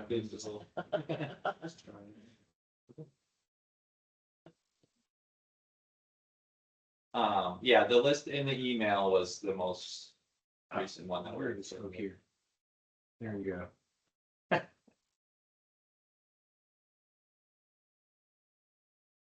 Oh, we're getting a lot of that. Thank you, co-pilot. Copilot wants to do everything. Yeah. That's fine with me.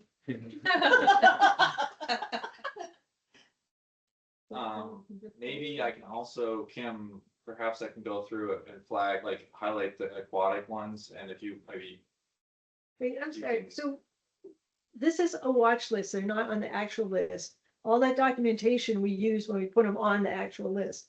I'm not sure that I actually support doing a megaton of work for all the watch list species. They're not being regulated.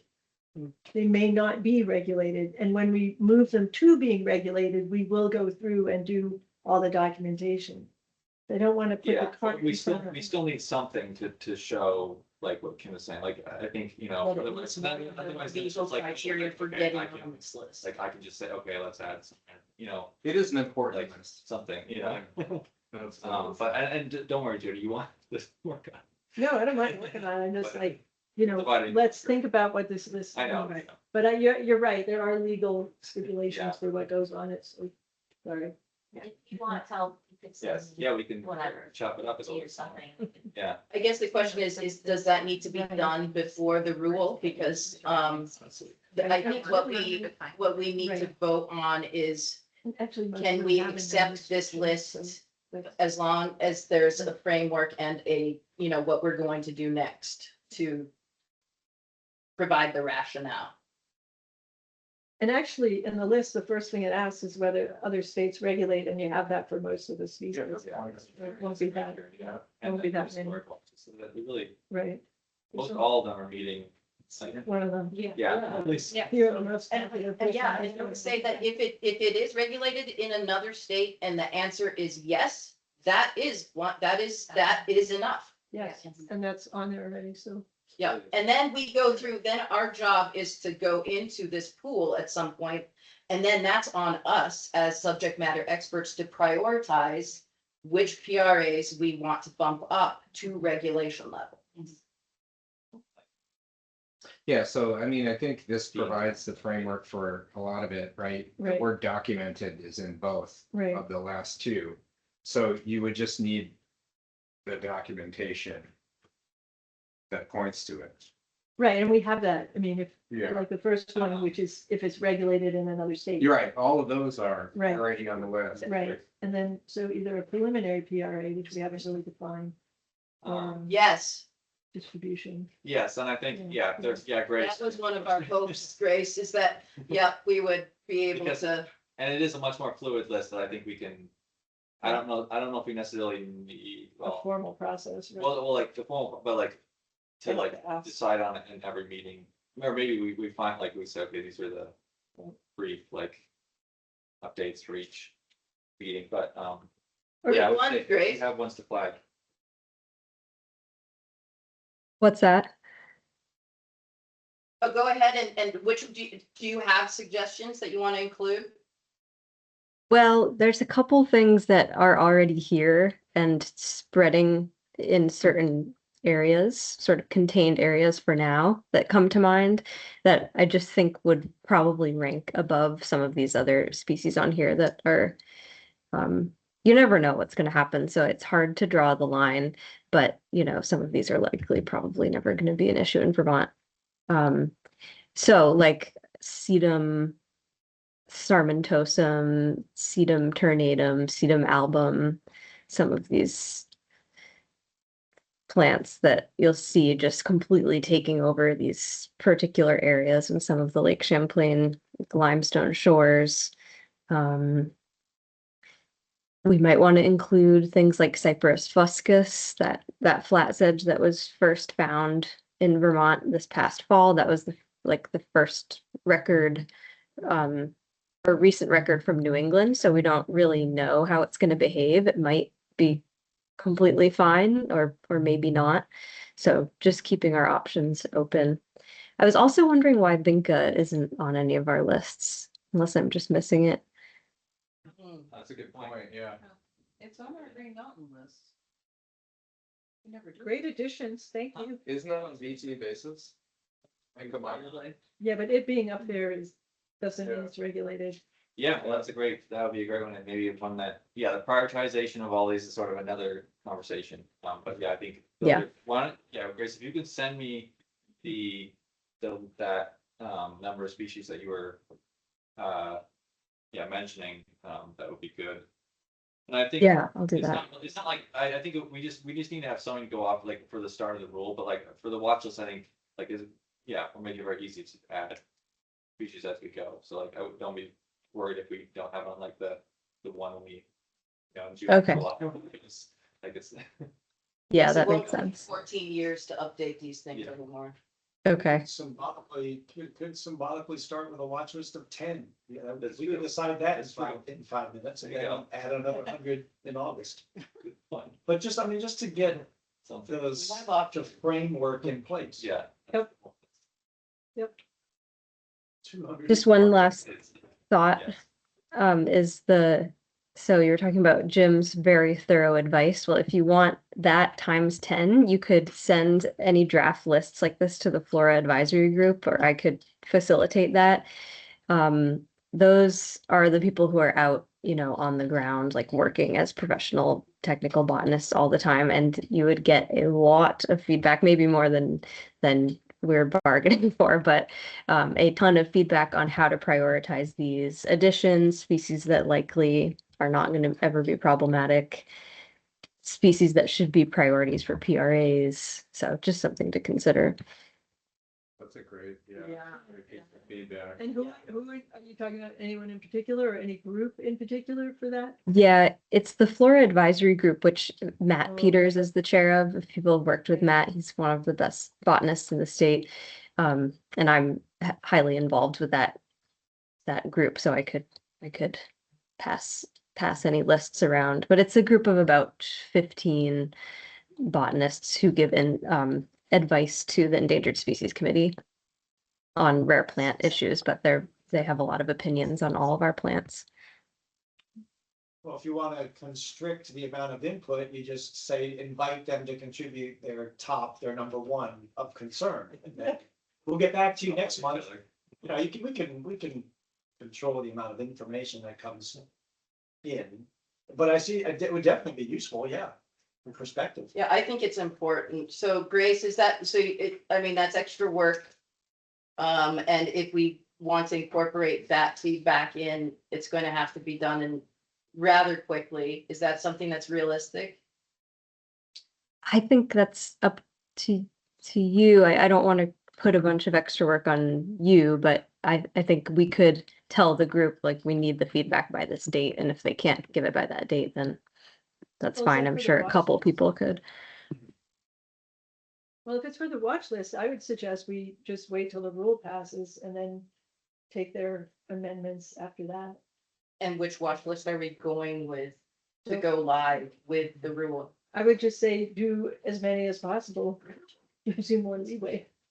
I mean, is there a reason why we would want to curtail this? No, I think the question is if we're having people that do want a little bit more grounded Right. reasoning. But there's no time sensitivity. We could continue to work on this with this list, get the rule We passed. need to have a get the watch feedback. list to go, like with the rules, so Right. either today we wholesale say yes, and then we are going to work on it, or we create a different pathway to it, which may include, okay, this is too big a list, let's invert it, and we start with, X number, and we can curate that list. I don't know, I'm with you, Judy. I think bigger and inclusive, the better, because this is not limiting anything. We are just offering Right. information. I just feel like we have the LCAR meeting coming up. I would rather just go to them and say, here's our list, and then give everybody more time to think about it, work on it, and suggest things to add or delete that we could deal with at another meeting. Instead of trying to rush. I don't know. Anyone else have an opinion on that? That seems like a good approach to me. And then if LCAR has a problem with the length of the list, we can say, well, we're about to get the floral sag. I've always understood LCAR. The time to ask questions is before it gets to LCAR. Yeah. It seems like if they're gonna get into technicalities, they would have done it, they would do it ahead of their meeting, not at their meeting. Yeah, That's my understanding. No, the LCAR, we don't get comments. We show up Yeah. and there is the legislative committee. Yep. And we literally explain to them what this new rule is, and we provide a high level summary, and hopefully they have read it and applied their critical thinking to it. And then they ask us questions on the spot if they have any, or make comments. And they accept or decline. Not right there necessarily. Okay. There's an opportunity for them to make recommendations or question.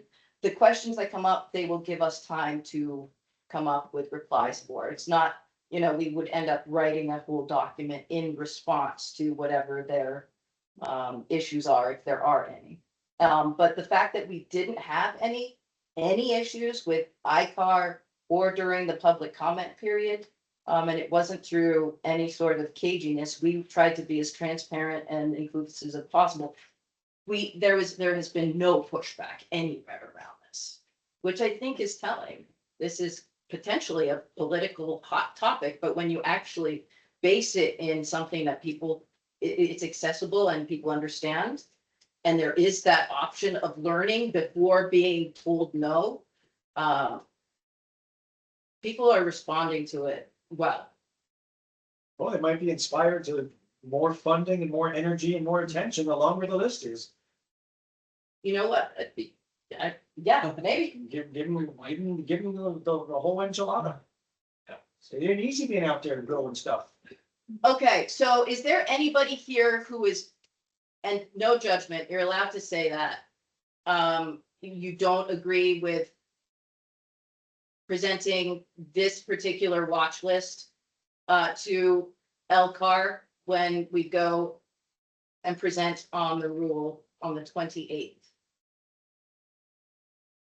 Or is everybody okay with this full list as is, with the understanding that we're going to be looking at it as a team, communicating with all of you, and then that it's not, that it's alive. We can move things around after the fact also, but this is more procedural. We need something in order to accompany the rule. With that understanding, I'm comfortable. Yeah, I'm totally It's like, complete. it's literally a snapshot like of like one, you know. Well, you did your due diligence, Ben. I mean, you really. Yeah. So it's not just a lot And more. Yeah. Pulled out of a hat. Anybody online have any issues with that approach? Sounds reasonable. Hey, Judy, can you do your thing so we can make that vote thing?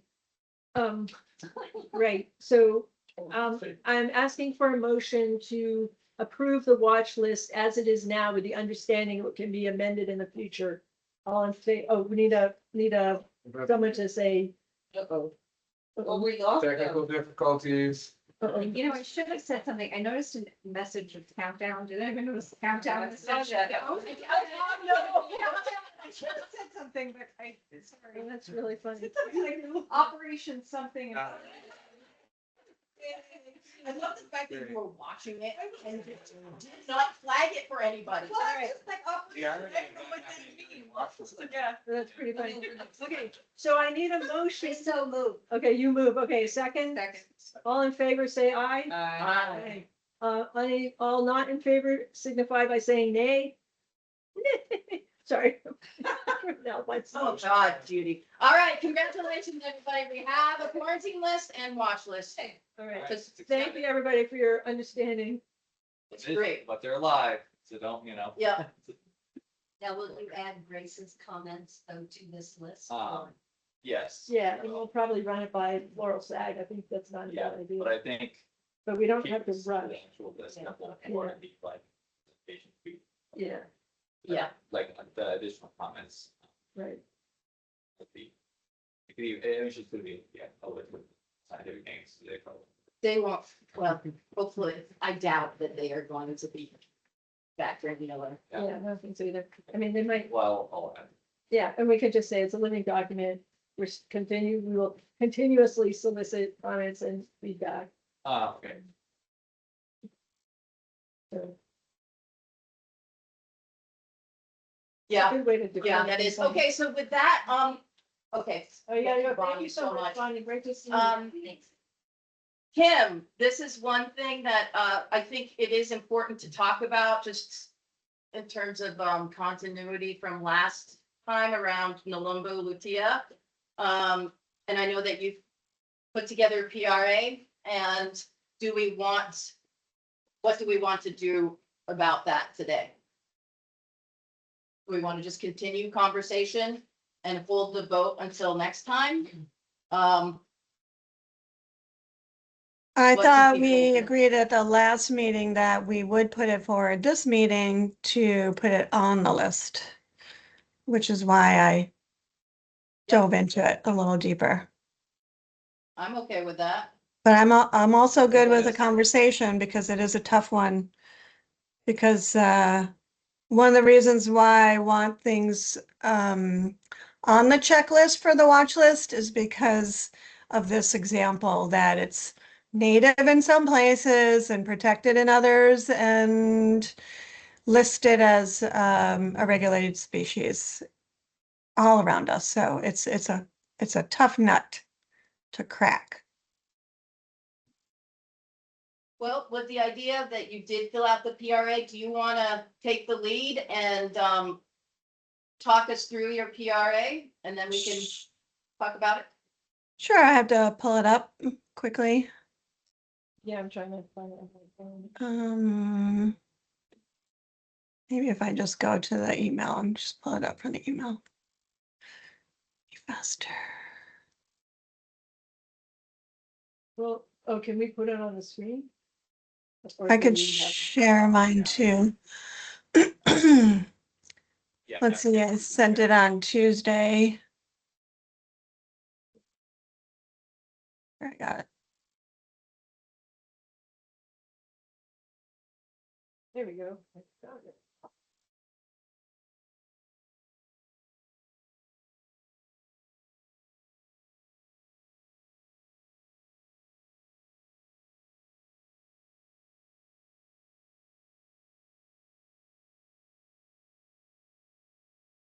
Alrighty, so it has several different names, common names. And just to recap, it's a new population never found in Vermont prior. Excuse me, can you zoom, please? Can you expand? Let me shut the window. Thank you.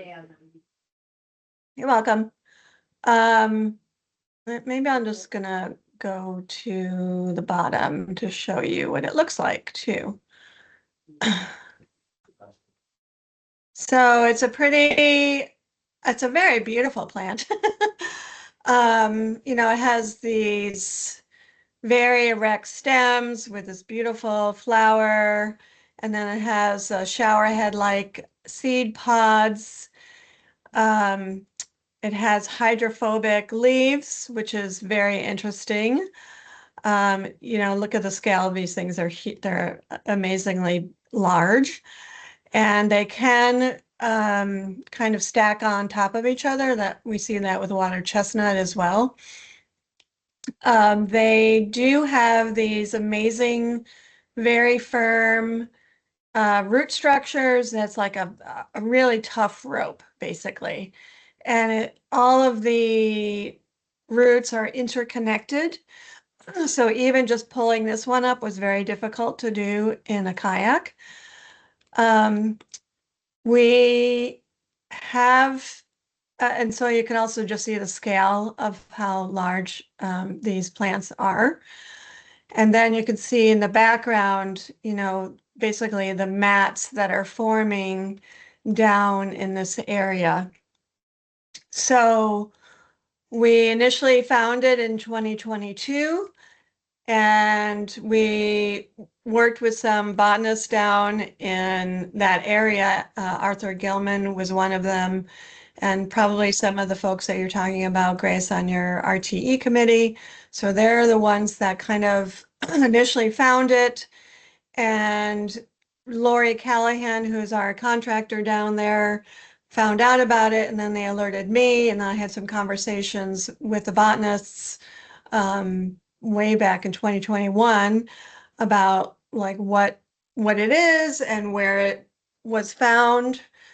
And so from there, we did research on what the listing was in other states. And as you can see from the PRA further up, it's pretty much a strange situation in that in New York, it's changed from native to non-native to unknown. New Hampshire not listed. One population was present, and in that particular population, they are mechanically harvesting it.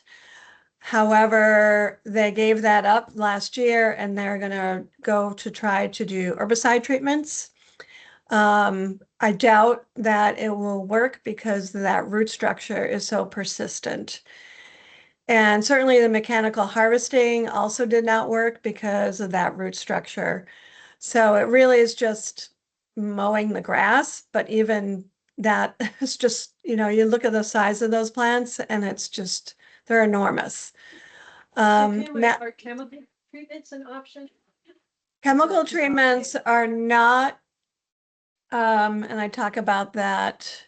Oh, on this side, sorry. That's okay. Oh, because of the oxygen issues, yeah. Yeah, so herbicides would likely work for a year, but then the root structures probably would not be affected at all. So I did some, cost analysis on our Champlain sites for mechanical harvesting. And basically it'd be about 80,000 a year for an acre, for mechanically harvesting it.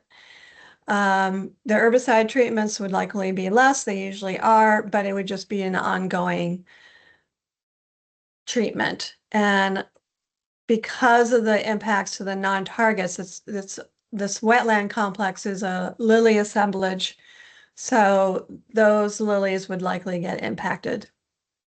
So when the species first was found, we did map it. And so there is a map in my report as well, all the way down here.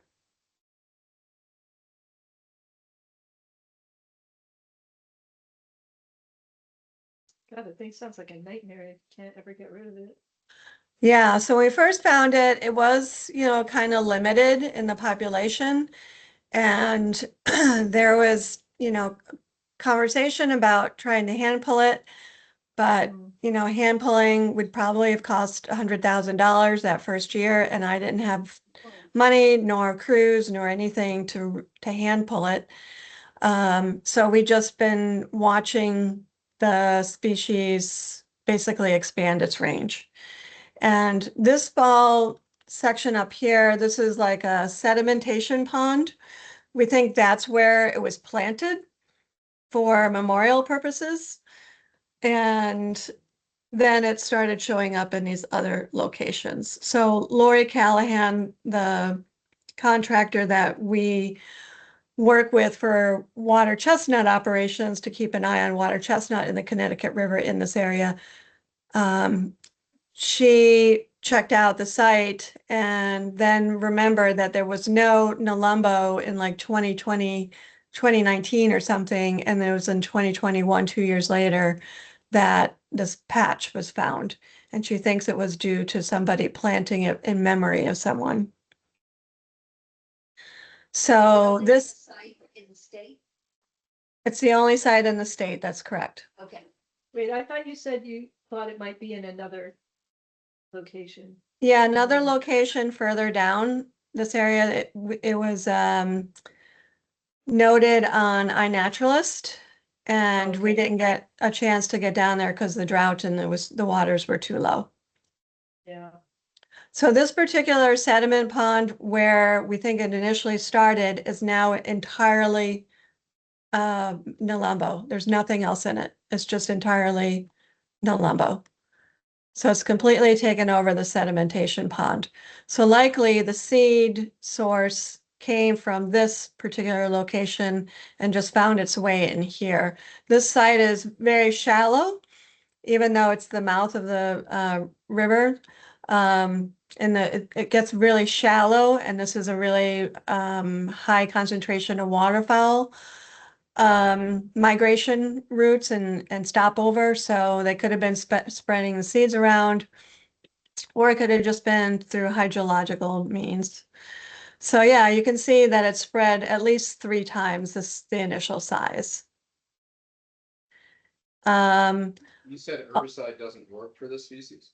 No, because it will impact the leaf cover, but it won't go down to the roots. And did you have a rough approximate seed life on that, Kim? Is that in the write-up? Yeah, that's in the write-up too. I think, actually, I don't know if there's a year. I just know that they're very persistent. I'd have to look that one up again. I don't remember if there's a, Like like, to go back and look at the death records in 2021. in that area and see who started this problem. Well, I think the folks down there do know who it is, but we're not gonna say anything.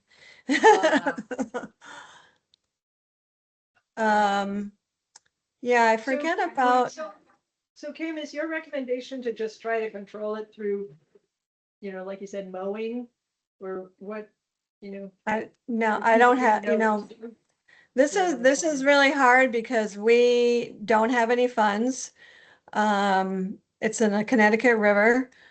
There's not really any associations down there that would be able to take up this project. We have, challenges already for herbicide use, and we only are allowed to use one aquatic herbicide in the state of Vermont. And that measure, the level of herbicide amount that we can use is 3 PDUs, which is also very limited, whereas in New Hampshire, New York, they use at least 3 times the PDUs. 12 is normally a common PDU that's used. So I don't think the Procelacor that is a permittable herbicide in Vermont would even touch this. And Kim, just to give some context, I don't know of Japanese stiltgrass in that immediate environment, but any management, just broadly speaking, any management of terrestrial or aquatics in the Brattleboro area, I would certainly urge coordinate with Corey Ross at the Wyndham Conservation District, just to know where stiltgrass is, because the last thing we want to do, obviously, is have vehicles or people go in at the wrong time of year and track that seed around. Just Yeah, we awareness. work with Corey on,